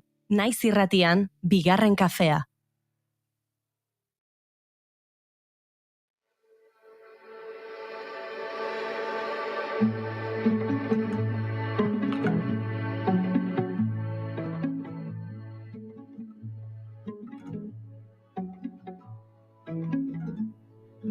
Guarda sobre el que es su propio techo. Todos los justifican. Gogorra da Kerer, 4 orduko telesaia, 4 atal, 30 urtetik gorako sufrimendua. Patriarkatu sakonen eradoan lana. Oraindik tamalez, ikuslearen artean izango da, erasotzailearekin lerrokatuko denik. Sotila delako Kerer eta era berean urakana erdiunean kokatzen zaituelako zaplasteko batekin. Siempre la desgasta, cansada de justificar cómo vivir. Ikusleak ere egin behar du bere autua, Miren Sastreren semeek bezalaxe. Onartu sistemikoki den violentzia intimoa edo zapaltzailearen ondoan lerrokatutako Estokolmo sindromearekin ere badabiltzala dantzan. Miren Castroren semeek bezalaxe zalantza asko egiten dituzte ingurukoek. Kontatu dizuegu genero violentzia oso presente egon dela zinemaldian zehar, eta Kerer zinearen kritika horren parte ere bada. Para microfonía. Canta de pulmón. Nagore Aranburu gorpuzten du Miren, biktima eta Loreto Mauleon dagoaren ondoan. Zine judizialaren osagaiak maisuki gorpuzten dituen lan honetan, Mirenen abokatuaren paperean. Gurean dugu Loreto Mauleon, eta dagoeneko agurtzeko moduan ere bagara. Egun honetan ongitorri Loreto. Egunon, mila esker. Zer modu zaude? Ondo, urduri xamar, iskat. Hemen nengon gustora zinemaldiaz disfrutatzen, da batean tokatzen zait. Bueno, parte izatea. Eta, ilusio askorekin, baina beti urduri, ez? Ze erakutsi behar dezunen. Gaur izango da, estreinaldi hori, giroa ere, aipatzen ari ginen mikrotik kanpo, egokitu dela. Ez dakit, telesaile uritsua dela esan dezakegun, baina bai, Euskal Herriko grisetatik badu gehiago Mediterraneoko eguzkitatik baino ez. Guztiz. Gaur izango da, aipatu dut gogorra izango zen, rodajea bera ere, ezta? Pertsonailean sartu behar badu aktoreak, eta uste du sartu behar duela ala beharrez, oso egoera bortitzetan kokatzen da, batez ere baiketa guzti horretan, ez? Bai, niretzat gogorra izan zen, bai. Emakume bezala ere, ez? Olako istorioak entzutea, eta nik pertsonalki abokatuaren papera egitean nolabaiteko barrera jarri behar nun. Batez ere epaiketan, baina baita ere entzaiuetan, eta nik sentitzen nun lehenengo entsaioak nitula, negarri behar nula, ondoren pareta hori jartzeko. Hori gertatu zitzaigun Nagore eta Bioi behin ensaiatzen nahi ginen, eta lantzen, entsaioa bukatu, eta nik negar baten hasi nintzen, barrutik oso gogorra da, eta kontzientzia hartzezu, ez? Hainbeste emakume olako egoeran egonda, eta orduan, bai, lan zaila izan da, baina era berean oso interesgarria. Eta abokatu bezala ere, gauza asko ikasi ditut, egia esan. Zuen lana erresa ez da, Pedro Casablankena ere ez da bat ere erresa aktore bezala, horrelako pertsonaiei heldu egin bertzaile, baina erronka ere Zailago bada. esango nuke, Azkenean gu empatiarekin ere jolasten dugu, ez? Osa, esan zuk defendatzezu zure pertsonaia indar guztiakin. Orduan, bueno, defendatu behar dezu, tokatzen zaizuna, eta Pedrontzako ere zaila. Pisu aktorala handia duen telesaia, eta esango nuke zu hemen zaitugu eta txalotu behar dugu zure lana, baina orokorrean aktore lan oso ona duen telesaia dela, eta hor nolabait asendatzen dela, ez, narratiba guztia.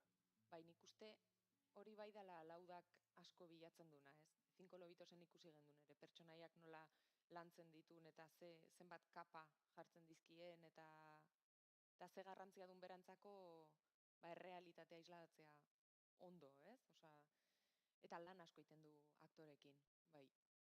Ez dugu spoiler gehiagirik egiteko eskubiderik, baina bai esan dezakegu gaurko estrenoak sortzen dituela, pentsatzen dut urduritasunak noski lan bat estrenatzen den guztietan badagoelako jendearen feedbacka, iritzia eta entzuteko gogoa eta jendeari gustatzeko gogoa, baina era berean telesail honek publikoaren zati batean uste dut, halako zauri batzuk zabalduko dituela eta ez dela erabate, neutro eta goxo joango den telesail bat izango ez. Ez, eta hori bilatzen da baita ere, ez? Osa, nik uste hori bilatzen dela, kontzientziak pixkat, aztoratzea, ez? Eta segurazki bai, izango da, zehose ikusteko, familian ikusteko telesai bat, eta elkarrizketa inkomodo batzuk ere sortuko ditula, ez? Eta agian ez etxekoak, baina bai, segurazki esango dugu, ez dakize pertsonak, zehose ikusi nun, egunen baten enun ezer esan, edo ez olakoak sortuko ditu. Segurazki etxean ikusi ditugun gauzak ere gerta daitezke ez. Bai, izan daitekela, noski baietz, eta egongo dira emakume asko, agian identifikatuta sentituko direnak, edo ez dutenak ikusi nahiko, edo, bueno. Haserretuko diren gizonezkoak ere egongo dira? Seguro. Uste dut telesail honek publikoaren zati majo batean sortuko duela alako retxazoa. Eta horrek ematen digu gizartearen islada, ez? Osa, momentu hontan gainea ikusi dugu, ze egoera kaskarrean gauden, osa, bai, segurazki jende asko, gizon asko haserretu ingo dia, begiratu ezatela. Niri iruditu zait, aipatzen zuen Loretok ez, entxeguetan negarre egin, eta gero askatu, eta gero horma hori sortzeko moduan ikusle bezala, ikusteko sortea eduki dugun ontzat, dela lehenengo ikustaldi bat haserretzeko modukoa, eta bigarren ikustaldi batean agian, bigarren ikustaldi horretan erreparatu ezakezula, ze interpretazio lanak hau ze ondo, edo detai hauek ze ondo, baino lehenengo ikustaldian ezingo dezula hori egin, murgilduko zarelako historian, eta murgilduko zarelako tentsioan, tristuran, haserrean, oso gogorra iruditu zaitu. Oso gogorra da, bai. Eta gainea ez da, nik uste ez dela melodrama baten, oza, ez da hori. Orduan horregatik igual gertatzen zaizu, ez? Hasiera baten haserretu egiten zehala. Eta, baina horrek esan nahi du ez nagaudela baita ere, ez? Osa, esan nahi, bagaudela hor, bidean, behintzat. Eta oso ondo egina dagoela. Oso sinesgarria delako, eta detaile guztiak oso ondo aukeratuta daudelako. Gaur goizen erari ginen aipatzen ez, baduela zine judizialaren osagaietatik, telesail formatuan, baina oso zine judizial realista ere badela. Akaso ituagoa gaude, estatu batuetako, epaitegi erraldoi bat, publikoa, mediatikoki ikaragarri ezaguna den historia bat, eta horrelako zine judizialak ikusten, baina honek errealitatetik askoz gehiago du gure bizitzetan, ez? Bai, eta gure errealitatetik baita ere, ez? Esaten genuen kultura ezberdina da. Orduan, olako eszenario baten, ze azkenean juizio, olako epaiketak eszenario moduko batzu die, profesionalek ere beste modu baten lan egiten dute. Eta bai, gu dauzkagu, hori, juizio amerikarrak eta hola gure buruan, baina hasieratik zuzendariak hori zekan argi. Beste gauza bat naizula, eta ekarri naizula gurera, eta hortan saiatu geha. Izan dezue rodajean zehar ikuspegi judizialetik laguntzarik, aktoren lana, zuzendariaren lana, gidatzerakoan, benetan epaitegi batean gozak nola gertatzen diren jakiteko edo? Bai, hori alaudak eta produkzioko guztiek egin zuten lan hori hasieratik guri ja eman ziguten nolabait ja informatuta zeuden, baina bai, nik eukin itun elkarrizketa batzuk abokatu batekin, abokatu bat gainera, bueno, ni bezala emakume gazte bat eta ontara dedikatzen dana, ez olako kasuetara dedikatzen dana. Eta nik eukin un aukera berari, bueno, ez dakit zenba galderen izkion, burua ez dakit nola utzi nion, baina niretzako oso garrantzitsua zen. Ze azkenean etzan bakarrik pertsonaia, baizik eta zan legalki eta nik alde hori landu nahi nun, baina baita ere jakin nahi nun berak pertsonalki nola sentitzen da, nolako gaiekin eta olako pertsona defendatzen ditunen, eta pertsonalki ze sentitzen duen. Orduan nik eukinun aukera hori eta niretzako oso aberatsa izan zen. Eta pentsatzen dut gero, epaitegi batean abokatu batek bere saminetik eta aserreetatik ze puntutaraino, ez? Indignaziorako joera eraman dezaken, bueno, alaudarekin batera ere ingo zenuten lana da, baina hor muga jartzea, ez? Sobreaktuatzeko arriskua ere badago eta pertsonaia uste dut gorpuzten duzula oso bere tokian, oso egon behar den lekuan, ez? Niretzako lana hori izan, ze nik ere galdera hori egiten nion nire buruari.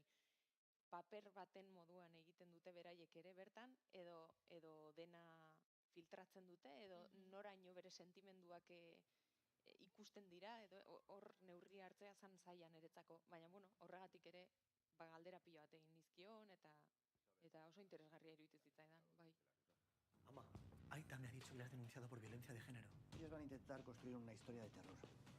Nosotros demostraremos que un hombre como tú, amable, educado, no puede dar ningún miedo. ¿Qué has puesto en la denuncia? Nunca le hice ni le... Badago gauza bat nik uste dut gaur jendeak ikusten duenean kerer burura etorriko zaiola ala beharrez, eta dela ezin momentua proposagoan iritsi dela, orain bereziki bizitzen ari garen gizartearen eraldaketa edo betaurreko more jazte honekin, baina asko zehatzago Giselle Pelikoten kasuaren epaiketarekin. Oraintxe bertan azkeneko hilabetean erabat ikusten aritu gara, jarraitzen aritu gara horrelako epaiketa bat, emakume bat, bere senarraren aurka, urte luzez ezkonduta egon direnak, gaur jendeak konparatuko du. Seguraski, bai, eta ez du zer ikusirik, esan nahi dut, ez da hortan oinarritua noski, hau duela asko intzan, baina bai, klaro, eske ikaragarria izan da, ez? Eta baina hori kasu bat izan da, eta oso mediatikoa eta ikaragarri, bueno, nazkagarri eta ezin ditut hitzak, ez da aurkitu ere egin, baina honek erakusten diguna da, justo ez kontrakoa baizik, eta famili bat, ez dakit, edozein famili izan daiteke, gaina famili bat ikusi dezakeguna, posizio ekonomiko eta, ez, desente ematen duela daukanata, eta ez dago famili baten edo emakume baten oinarrituta, kasu askotako gauzak dauzka, eta nik uste horregatik igual ikutuko ditula, kontzientzia ezberdinak. Lehen ari ginen, Loreto, definitu nahian, azken urteetan zinemaldiarekin izan duzun harremana konstantea izan den, eta uste dugu utxuneren bat egon dela, baina esaterako Patriarekin presentzia handi izan zenuten, hemen etxe honetan Lakituzen la tormenta edo gelditasuna ekaitzean pelikularen oso zaleak gara, eta gaztesitarrak oso etxekoak sentitzen ditugu gainera. Bueno, ez dakit urtero gertatu den, baina azken urteetan zinemaldiarekin lotura... Los renglones torcidos. Eukitu zuelako harreman estu bat esango dugu, ez? Bai, eta gero pelikula estrenatu ez dudanean, aurkezten ibili naiz. Baita ere. Bai, baten edo besten azken urte guztietan, bai, hemen txago naiz, ni pozpozoik, imaginatu. Lakituzen la tormentari buruz ere galdetu nahi zugu. Esan da bestela gore oso pelikula fetitxea delako. Nik ere kariño berezia diot, Bueno, bada gainera oso papel protagonistatik egindako fikzio bat, eta gaztesitarrek hemen aitortu izan digutenez, eta beste espazio batzuetan aitortu duten bezala, produkzio bat oso produkzio txikia da, baina era berean, zinemaldi batean eta zinema jaialdietan egon den pelikula bat, ez? Eta pentsatzen dut, bestelako rodaje haundia hauetan nolabait aritu zaren horretan, Lakituzek edo gelditasunek aitzean pelikulak baduela, beste zerbait berezia, eta eraberean zuk eta Inigoken nolabait oso protagonistikoki gorpuzten duzuen pelikula bat, ez? Bai, esken netzako izan zen, hori izan zen duela pare bat urte, estrenatu genuen hemen. Eta nik estrenatu nituen Los Renglones eta Lakietuz, biok elkarrekin, gelditasuna eta Los Renglones. Eta zian bi produkzio guztiz ezberdinak. Bata zan oso handia eta besta zan oso txikia. Baina niretzako, gaizki dago hau esatea, baina karo bereziki, bihotzean gelditasunak badaka bere, igual lekutxo handitxoago bat, ez? oso berezia da netzako. Bai, lagun artean egiten genuen, gu ezagutzen gea aspalditik, Inigorekin eta Albertorekin oso laguna gea, baina gero gaina oso ondo egiten dugu lan elkarrekin, 1000 aldiz errepikatuko nuke behaiekin lana, eta baita ere gauzakola etxean egitea eta txikia izateak badu bere berezitasuna eta badu bere, bueno, ez dakit. Biotza ustezu. Berezi egiten Bihotza duela. ustezu, bai.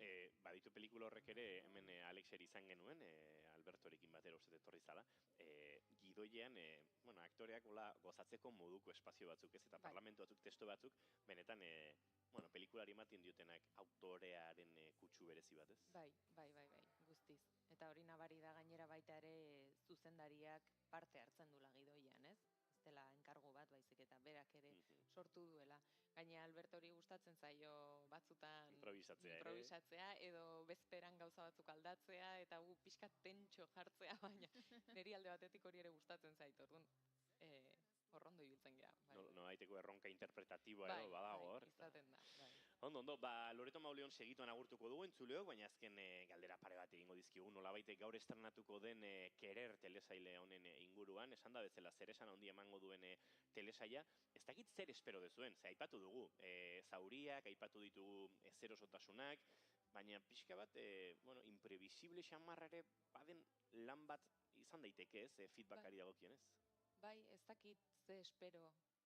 Nik espero dudana da, bai, kontzientziak mugitzea, elkarrizketak provokatzea honek, eta agian, eta emakume batzuk agian argi pixkat ikusten badute edo, ondo legoke, nahikoa litzateke. Eta berean, esango nuke, ez dela telesail bat gustatzeko egindakoa. Ikusentzunezko lan bezala ikaragarrizko lana da, baina ikuslearengan sortuko ditu gehiago ez, emozio kontrajarriak akaso, oso polita ikusi, uste dut hori ez dela inbeste gertatuko, ez dela hori. Eta publikoak ere jakin behar duela, zertara doan, murtsikatzen komplexua den plater bat dela esango dugu. Bai, ez ditu gauzak oso errez jartzen, esan nahi dut, ez da hori bai, zuk esaten dezuna, ez da telesai bat edo pelikula bat jartzen dezuna eta denboa pasatzeko, ez. Badu, jarri behar da, bakoitzak bere partetik ere jarri behar du, ez, ikustean. Eta gogo auki behar da baita ere, norbera bere buruari begiratzeko, galderak egiteko eta, eta hobetzeko, gizartea pixkat hobetzeko. Que estaba en vilo, que me dejó marecharme, sin preguntar, sin saber, sin matar. La corriente corre más que lo presente, y ahí va mi mente, y ahí va mi mente, y ahí va mi mente, y ahí va mi mente.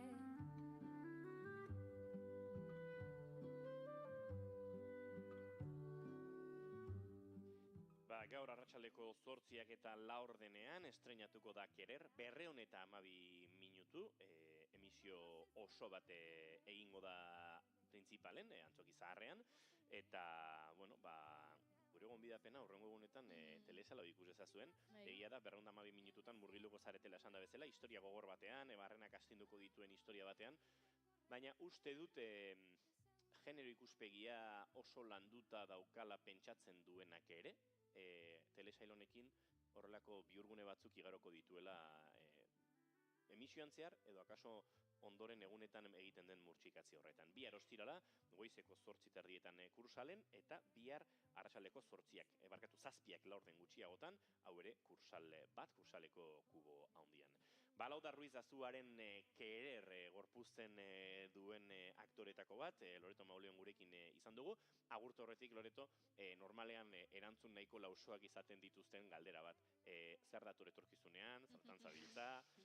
Beti erantzun berdina esate izugu, ez da? Bai, baina guk ere beti galdera igual egiten dugu, beraz hau, justua da.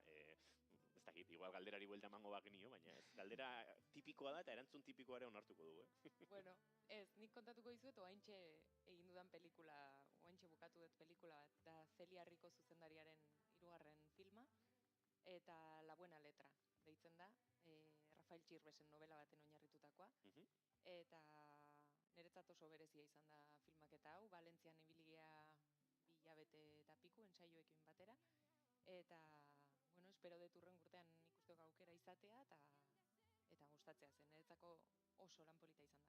Corriente corre más que el hombre presente. Loreto Mauleon, mila esker gaur gurean izateagatik, datorren urteko zinemaldian, akaso aitzaki berri bat izango dugu aurreratu bezala, eta gonbiatuko zaitugu beste kafetxo bat hartzera gurekin bigarren kafean. Mila esker. Hain asko. El cuerpo corre y el mundo vuela y le convencen de que es una carrera. Y el cuerpo corre y el mundo vuela. Quítame la pena. Y el cuerpo corre y el mundo vuela y le convencen de que es una carrera. Y el cuerpo corre y el mundo vuela. Quítame la pena. Quítame, quítame, quítame la pena. Quítame, quítame, quítame la pena. Quítame, quítame, quítame la pena. Quítame, quítame, quítame la pena. Quítame, quítame, quítame la pena. Quítame, quítame, quítame la pena. Ay, quítame la pena. Ay, quítame la pena. Ay, quítame la pena. Ay, ay, ay. La corriente corre más que el hombre presente. Y ahí va mi mente, y ahí va mi mente, y ahí va mi mente. Y ahí va mi mente.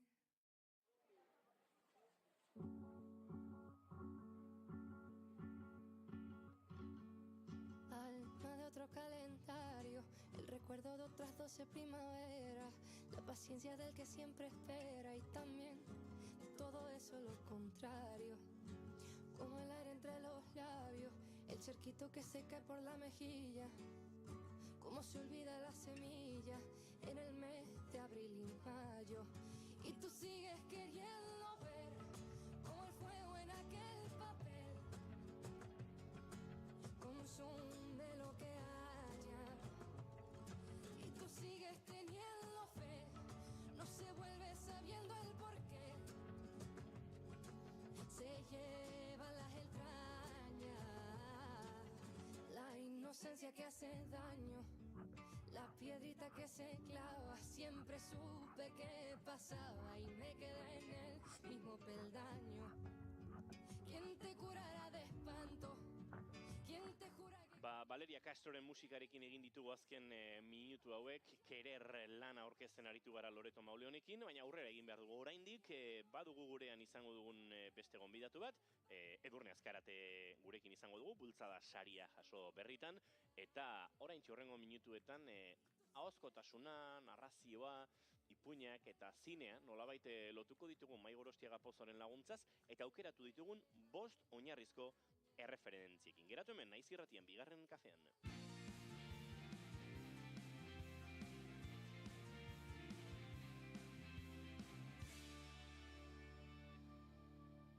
Keep calm and bigarren kafea.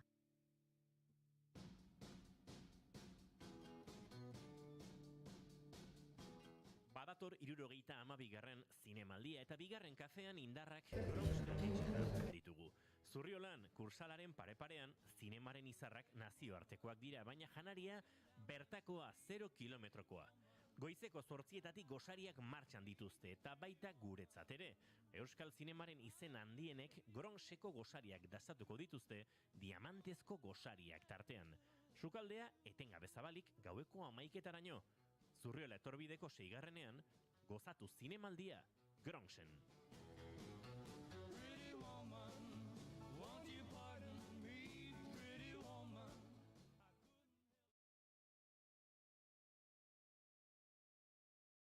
Alde erantziz. Amets Jordan Arrieta eta Egoitz Arriola Albeniz.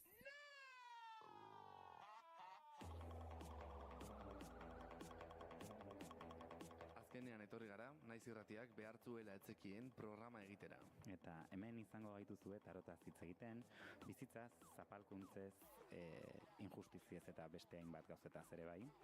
Ostegunero, 15 hemen, arratsaldeko 7:00.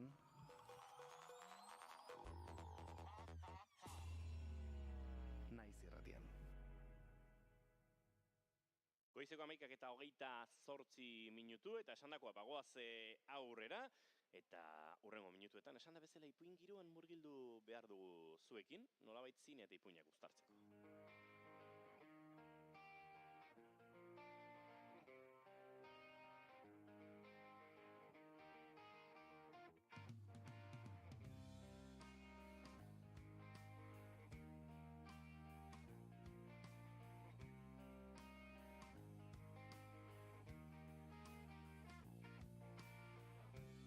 Elurretan kantari dabiltzan, marigorringo eta kilkerrak margotu dituzte.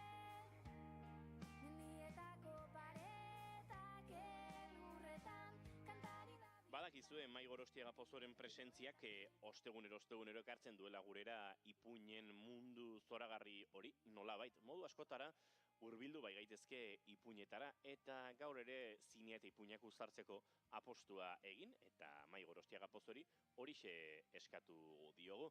Eta Maik aukeraketa bat ekarri digu nolabaiteko, muga batzu jarri bartzaizkio historioi eta batez ere mugak horrelako irratitarte bati, Mai, eta 5 pelikula aukeratu dituzu nolabait, errealitate oso baten islada izan daitezen.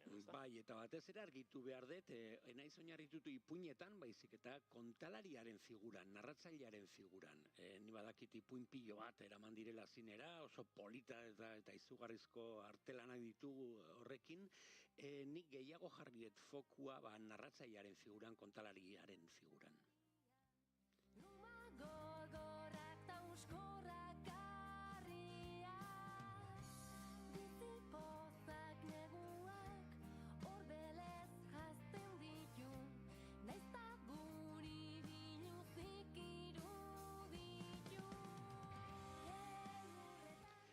Eta esan behar dute bai, pelikula batzuk kanpon gelditu direla, zerrenda honetan 5 bakarrik aukeratu behar izan ditudalako, eta ordena ez da izango garrantziagatik edo, baizik eta kronologiko egin dut, ez dut esango hau da bestea baino bea, edo gomendagarriak 5 nire ustez, faktore ezberdinengatik, baina oso interesgarriak, kontalaritza eta zinea, batzen dituelako, ez?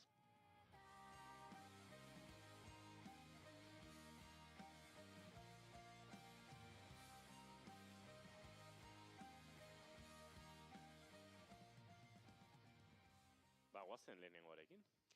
Bai, lehenengoa kronologikoki 2003ko pelikula bat, Tim Burtona zuzendaria, eta Tim Burtonen pelikula asko egongo zirela zerrenda honetan, bere iruditegia edo plural animal, iruditegiak izugarriak direlako, batez ere etapa batean, igual lehenengo etapan beste joera zeukan, ez, Tim Burtonek, baino gero ez daki sartu zen horrelako mundu batean denok flipatu degula, ez, bere pelikulekin. Eta kontalarien artean, jaialdi guztitan, behin mai gainen jartzen dugu pelikula bat, dala Big Fish. Big Fish denok dakigula bere aitaren istorioak eta errelatoa beti gainean dago kontalaritza ipuinak eta gero nola irudikatzen dira errelato horiek eta nola bihurtzen dira errealitateak edo ez.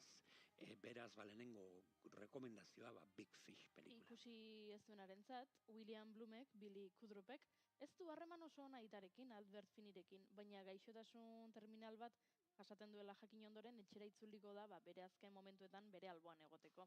Beste behin aitak semea bere gaztaroko historio amaigabeak entzutera behartuko du. Baina oraingo honetan desberdina izango da semeak aita hobeto ezagutzeko aukera bezala ikusiko du. Hau, naiz eta horretarako errealitatea eta fantasia bereizi beharko dituen. Ze aitaren historiotan beti hor elementu horiek nahastuta agertzen dira, ezta? Segundutxo bat, musika sartu nahi nuela eta dena korapiatzen ari zein. It's getting closer, going faster than a roller coaster. Love like Tim Burton bere jatorrira itzultzen da Big Fish honekin fantasia eta errealitatea nahastuz, samurtasuna eta erromantizismoa argumentuaren oinarri diren istorio batean. Era berean, Danny Elfman konpositoreak zuzendariarekin ohikoa den soinu errezitaldia edo eskaintzen du beti istorioaren zerbitzura. Fantasia eta errealitatea arrakastaz kontrastatuz, Buddy Hollyk interpretatutako Everyday abesti ezaguna Edward Blumek azkenean zirko utzi eta bere ametsetako maitasunaren bila doan unea nabarmentzeko erabiltzen dira. From me every day, it's getting closer, going faster than a roller coaster. Zoragarria. Big Fishek baditu bi gauza oson. Bat, zoragarria dela, eta bi, oso luzea dela. Eta uzten dizula, bere mundu magiko horretan, 80 minutu baino desente gehiago bizitzen eta gozatzen. Bai, dibeida, irauteula, baino ez da luzea egiten. Ez duzu nahi pelikulari bukatzen, bai. Aria bukatzen, beste historia bat kontatu, zerbait. Eta berriro ikustean zebat matiz berdin agertzen direla, eta zestakiz, zoragarria, nintzate, esaten dizuet, kontalaritze jaialdi askotan, aipatzen den lehenengo pelikula hoxe dela. Eta, hortik tiratzen, guain jungo gara beste, rekomendazioa, edo beste, urrengo pelikula 2005an estrenatuta, eta Terry Gilliamek zuzenduta. Terry Gilliam, bere irudite, izugarri honak dira, ez dakit Brasil, edo Baro Munchausen aventurak, edo ez dakit ez, Monty Pythoneldean aipatu dugu Xabi Tolosarekin, beti ukitzen duna bere estilo propio dauka, eta kasu honetan hartu zituen, kontalarien artean, referente batzuk direla Grimm anaiak. Eta berakin zuen bertsio bat, kritika aldetik eta igual, zitun jaso hainbeste, zakite, kritika honak edo, baino de kulto esango nukela, eta sorpresa asko daude barruan, giro pilo bat, eta aldarrik azitule figura hauek, Grimm anaiak, eta batez ere kontalaritza, ez berein ipuinak idatzita edo, gero ikerketa batzuen bidez, badakigu Grimm anaien jaso zituen historia guztiak askotan entzundakoak zirela, batez ere emakumeak gerturatzen zirela bere etxean, eta hortik jaso zituzten historio pilo bat. Baina, kasu honetan fokoa jartzeko Grimm anaien, Terry Gilliam, gaztelania zan El secreto de los hermanos Grimm, ingelesez The Grimm Brothers, eta Terry Gilliamen bertsioa. Alemania 19. mendea, Jake eta Will Grimm anaiak herrietan zehar ibiltzen dira bertako txiroak engainatzen. Lehenik eta behin madarikazioen, inspirituen eta mamume atxagarrien historia kontatzen dizkiete, eta gero esaten diete, hainbat errituren bidez edo exorcismoren bidez, salbatu egingo dituztela. Baina egun batean herri batera helduko dira. Hainbat neska desagertu diren baso sorgindu baten ondoan dagoen herri batera hain zuzen ere. Grimm anaiek euren ausardia eta indarra erakutsi beharko dute herria mehatxu beldurgarri batetik salbatzeko.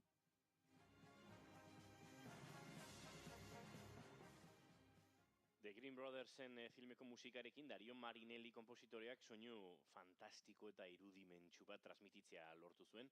Marinellik abentura honi soinu banda eskaintzen dio. Argumentuaren bira bakoitza azpimarratzen duena eta ikusleak etengabeko aurkikuntza sentsazio batean murgiltzeko aukera senti dezan.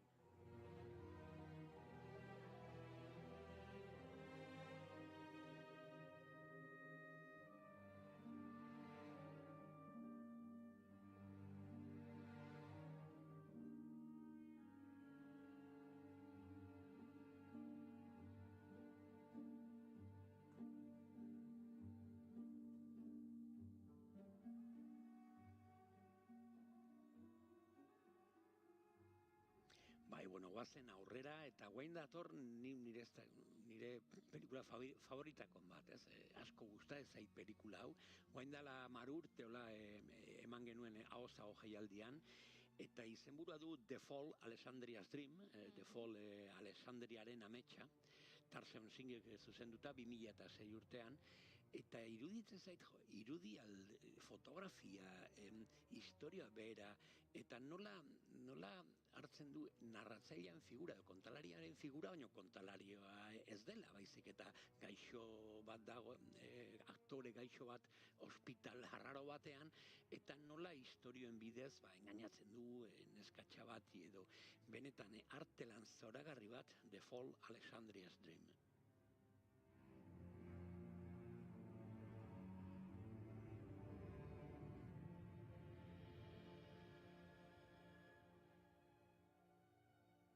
Hollywood, 1920ko hamarkada. zoritxarreko erorketa baten ondoren, ekintza sekuentziatako espezialista bat den pertsona bat ospitale batera eramango dute, eta bertan Alexandria ezagutuko du, besoa puskatuta duen neska bat, eta promesa bat egingo dio. Morfina hartzen badio, istorio zoragarri bat kontatuko dio, horrela trukean. Istorioa munduko bazter guztietara edatzen da. Tako Eskijaren Jo Jo Jo bulgariar filmaren remake bat da.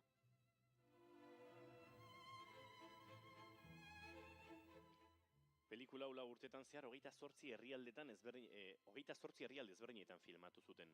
Tarsem Singh pelikula honen zuzendariak aurretik bideoklipak eta iragarkiak zuzentzen zituen eta lan honekin zinemara pasa zen. The Fall filmaren soinu banda ederra Krishna Levy konpositorearena da.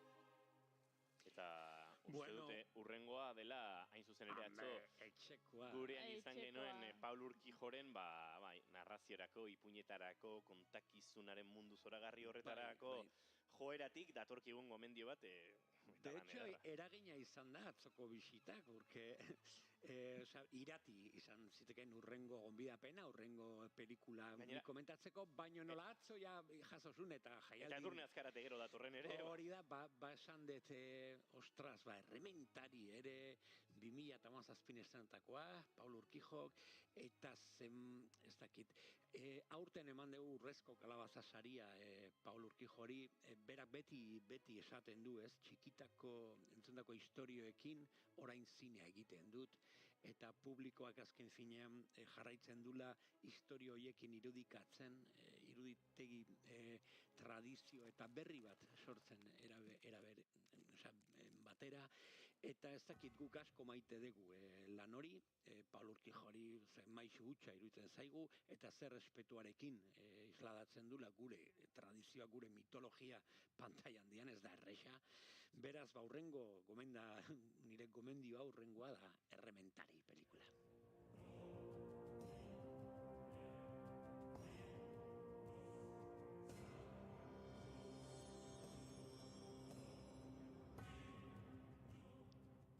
Hamar urte pasatu dira 1893ko lehen Karlizalditik. Arabako herrixka batean Alfredo izeneko diputazioko komisario bat gertakari bat ikertzen ari da, eta arrastoek basoaren sakonean dagoen errementeria beldurgarri batera daramate. Bertako biztanleek lapurretak, hilketak eta deabruzko itunak dituzten istorio iurak kontatzen dituzte.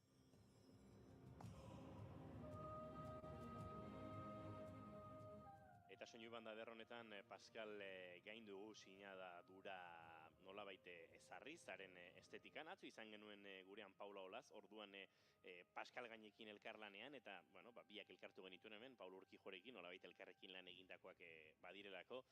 Ez dakit, Pascal gainen faktoriatik hainbeste pelikula pasa dira, euren imaginario sonor hori sortzera, oso zaila dela, ez azpimarra inon jartzea, baina gure zineko, euskal zinemaren oso erreferente diren loreak edo handia bezalako lanek ere badaramate Pascal gainen nolabaiteko magia musikal hori, eta hemendik aprotxatuko du Pascal gaini ere, besarkada estu bat bialtzeko egunotan ere.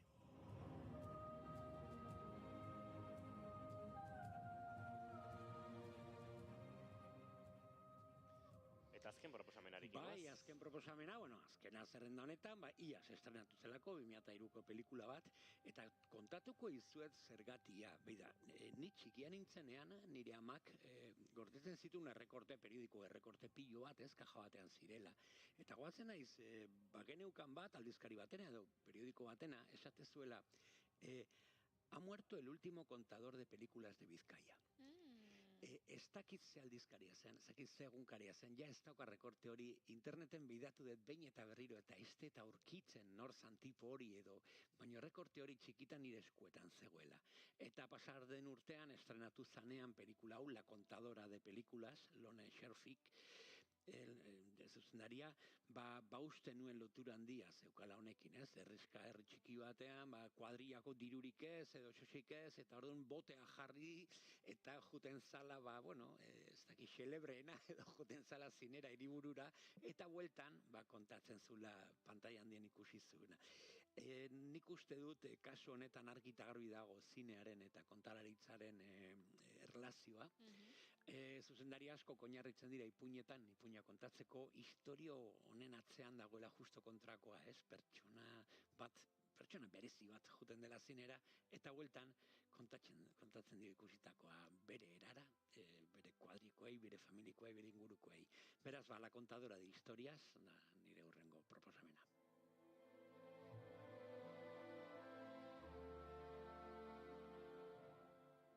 Mila batzion da irurogeiko hamarkada, Atakamako basar mortua, Txile. Maria Magnolia baldintza zaietan bizi den emakume bada, baina hala ere bere alaba Maria Margaritari artearekiko zaletasuna transmititzen saiatuko da. Maria Margarita herriko ipuin kontalari bihurtuko da, bertako biztanle gehienek ezin baitute zinemarako sarrerarik ordaindu.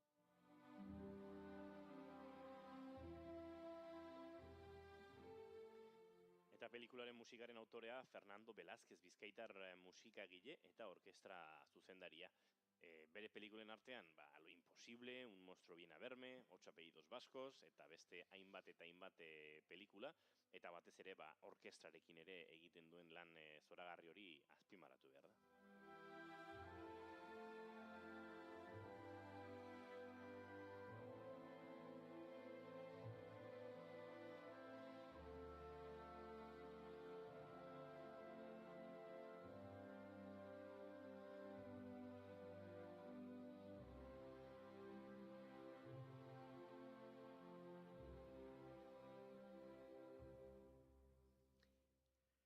Bost proposamen horiekin, ez dakit utziko zaituzte. Big Fish, Grimm anaien sekretua, The Fall, Alexandriaren ametsa, Errementari eta La Contadora de Películas. Euriarekin eta soinu banda hauekin trantze moduko batean sartu gara, uste dut iruditzen zaite hemen, parean dugu kursala, parean ditugu pelikuletako kartelak, aterki mordo bat ikusten ditugu, baina jendearen aurpegi ez dugu ikusten, bapatean sortu dugu hemen horrelako mundu misteriotxo bat? Musika ederra, bost pelikula hori eta gotan ere. Soinu bandak, lehen esan dugu bezala ez, Paula Olazekin aritu ginen, eta balioan jarri nahi genuelako baita ere soinu banden unibertso hau, ze nik ez dut imaginatzen pelikula bat musikari gabekoa. Bapatean, agian egingo zuten noizbait esperimentu bezala, ez? Seguro norbaitek egin duela, ez? Eta musikari gabe. Baina niri gaur egun, iruditzen zait ezinezkoa. Bai, oso gauza zaila da. Eta ikaragarrizko indarra eta pixua ematen dio ikusentzunezkoari. Badaude teoriak esaten dutena pelikularen erdia soinuan dagoela. Eta soinuaren zati handi bat musikan. Fernando Velázquezen konponketekin, Euskadiko Orkestra Sinfonikoarekin, kentzazpik egin zuen, El nazazu eskutik kantuanekin egingo ditugu hurrengo minutuak, Edurne Azkarate iristear da, baina euritsu dago gaur goiza Euskal Herrian, hemen Donostiako hirian bereziki, eta euria egiten duenean badakizu zer gertatzen den, ez da? Zer? Taxiak garesti. Lortzen direla. Ara. Patinetean dator, Edurne Azkarate. Iristear da, Osten naute arnastean, desio eta beharrak, nola elurra urtzean, iesbidek berriro, leku berera ekartzean, bakardade sakondenak, nire pausua izutzean, elnazazu eskutik, hau duka bitartean,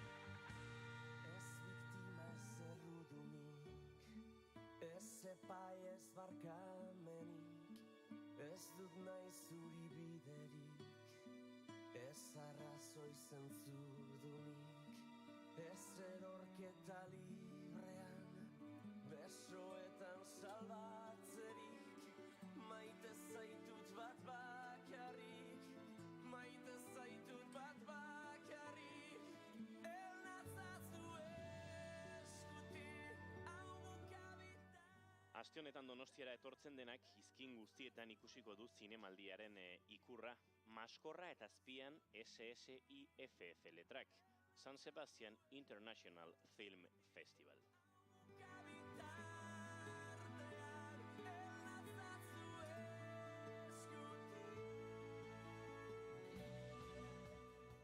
Jaialdi hau oso nazioartekoa baita eta egia da, ilusia egiten digu atzerriko aktoreak, soilik pantailan ikusten ditugunak gure kaleetan ikustea. Mundu mailako kazetariak etortzen dira, euren herrialdeetan jaialdiaren berri emateko, eta itzultzaileak bueltaka ibiltzen dira batetik bestera, zuzendari japoniar redaktore italiarren hitzak ulertarazten.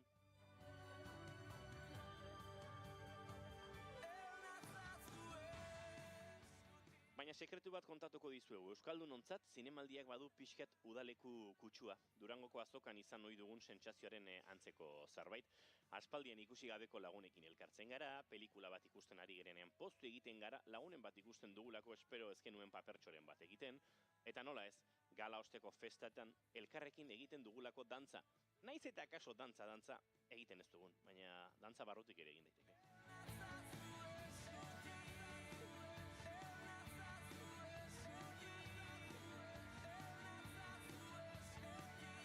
Eta Edurne Azkarate bada lagun horietako bat, ikusi dugu azken erromantikoak pelikulan besarkada goxo bat ematen, haze momentua pelikulan, edo Euskal Zinemaren gala handian, hain beharrezkoa zen Euskararen aldeko aldarria egiten.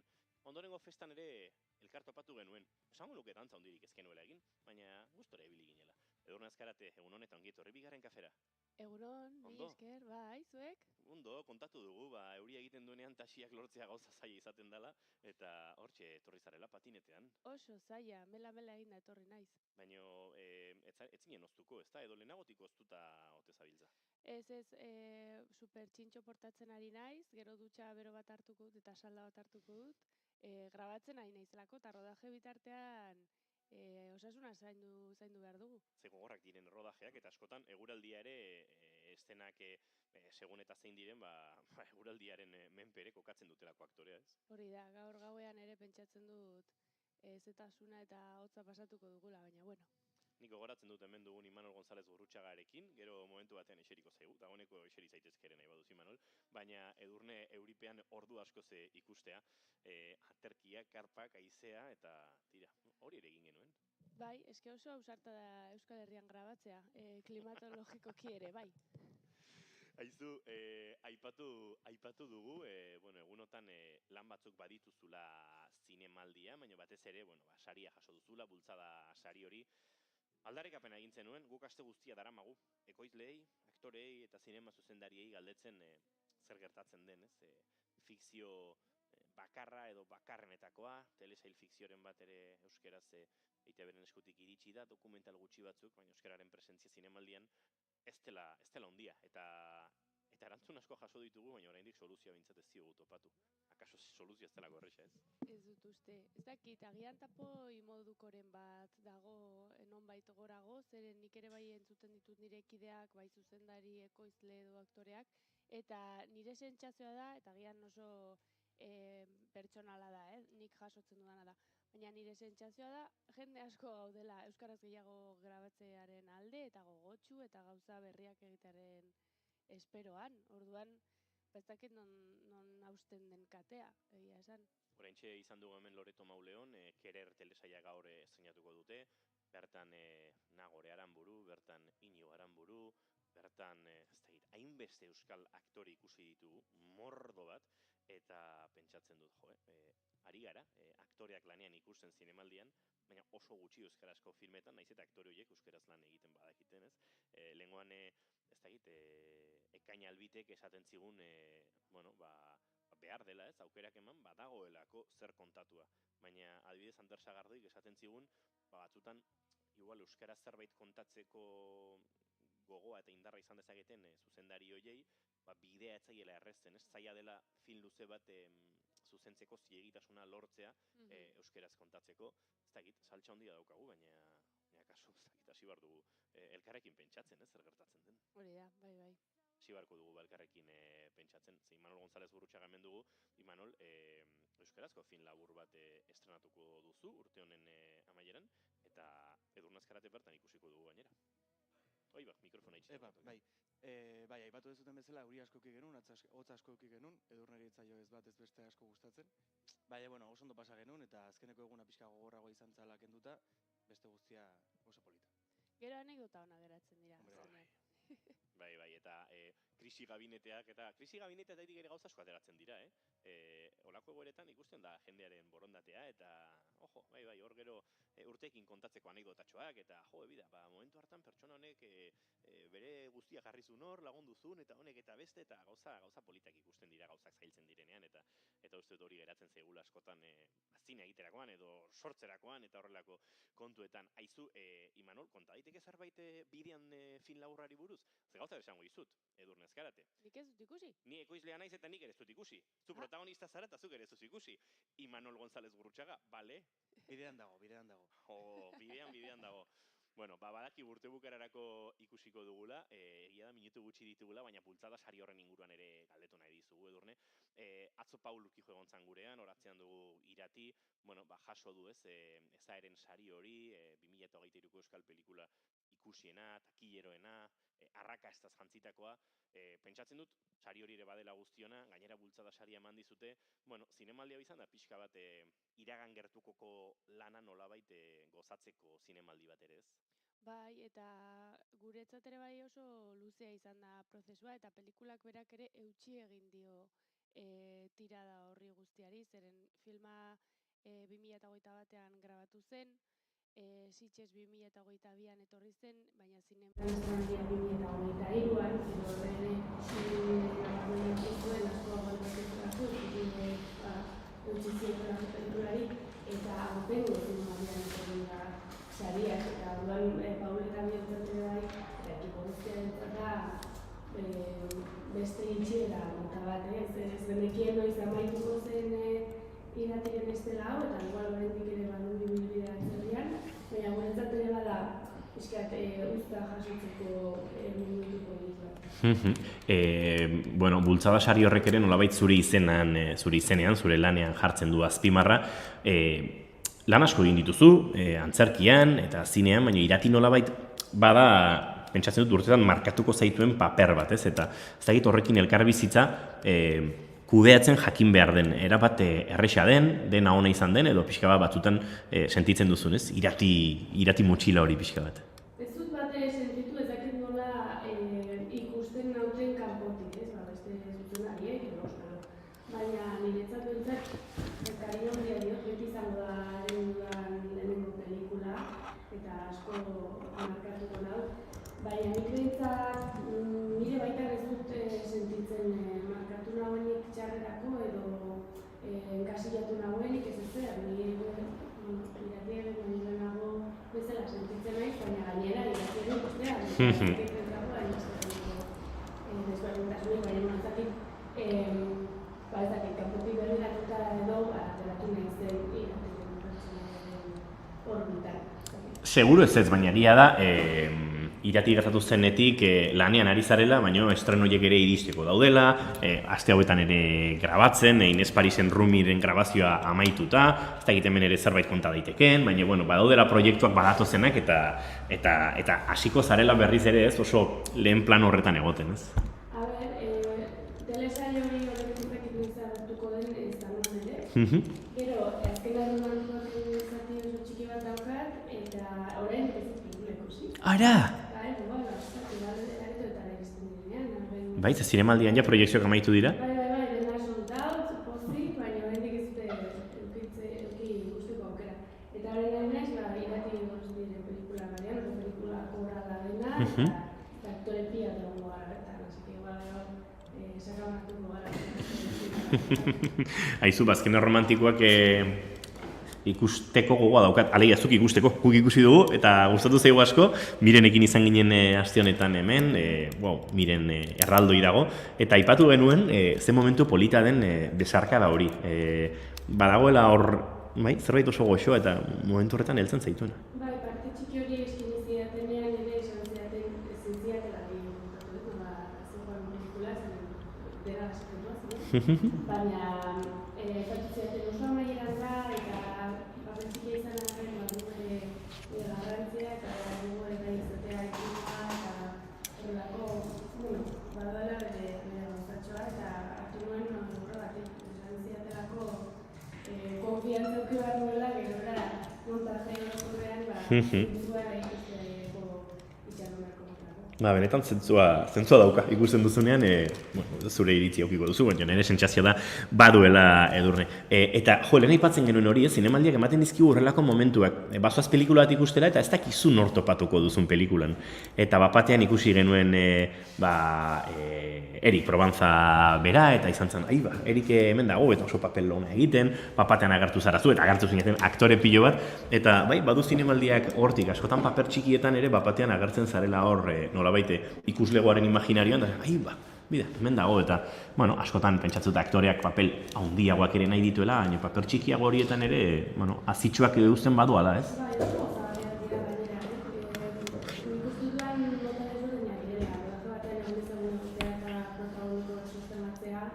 Edo zerbait oso zehatza egitera joan eta gainera magia txiki hori kondentsatu behar izatea eta oso argi eukitzea ze parte jokatzen dut eta zer eman behar duzun filmari eta zaila da, sartu dut batean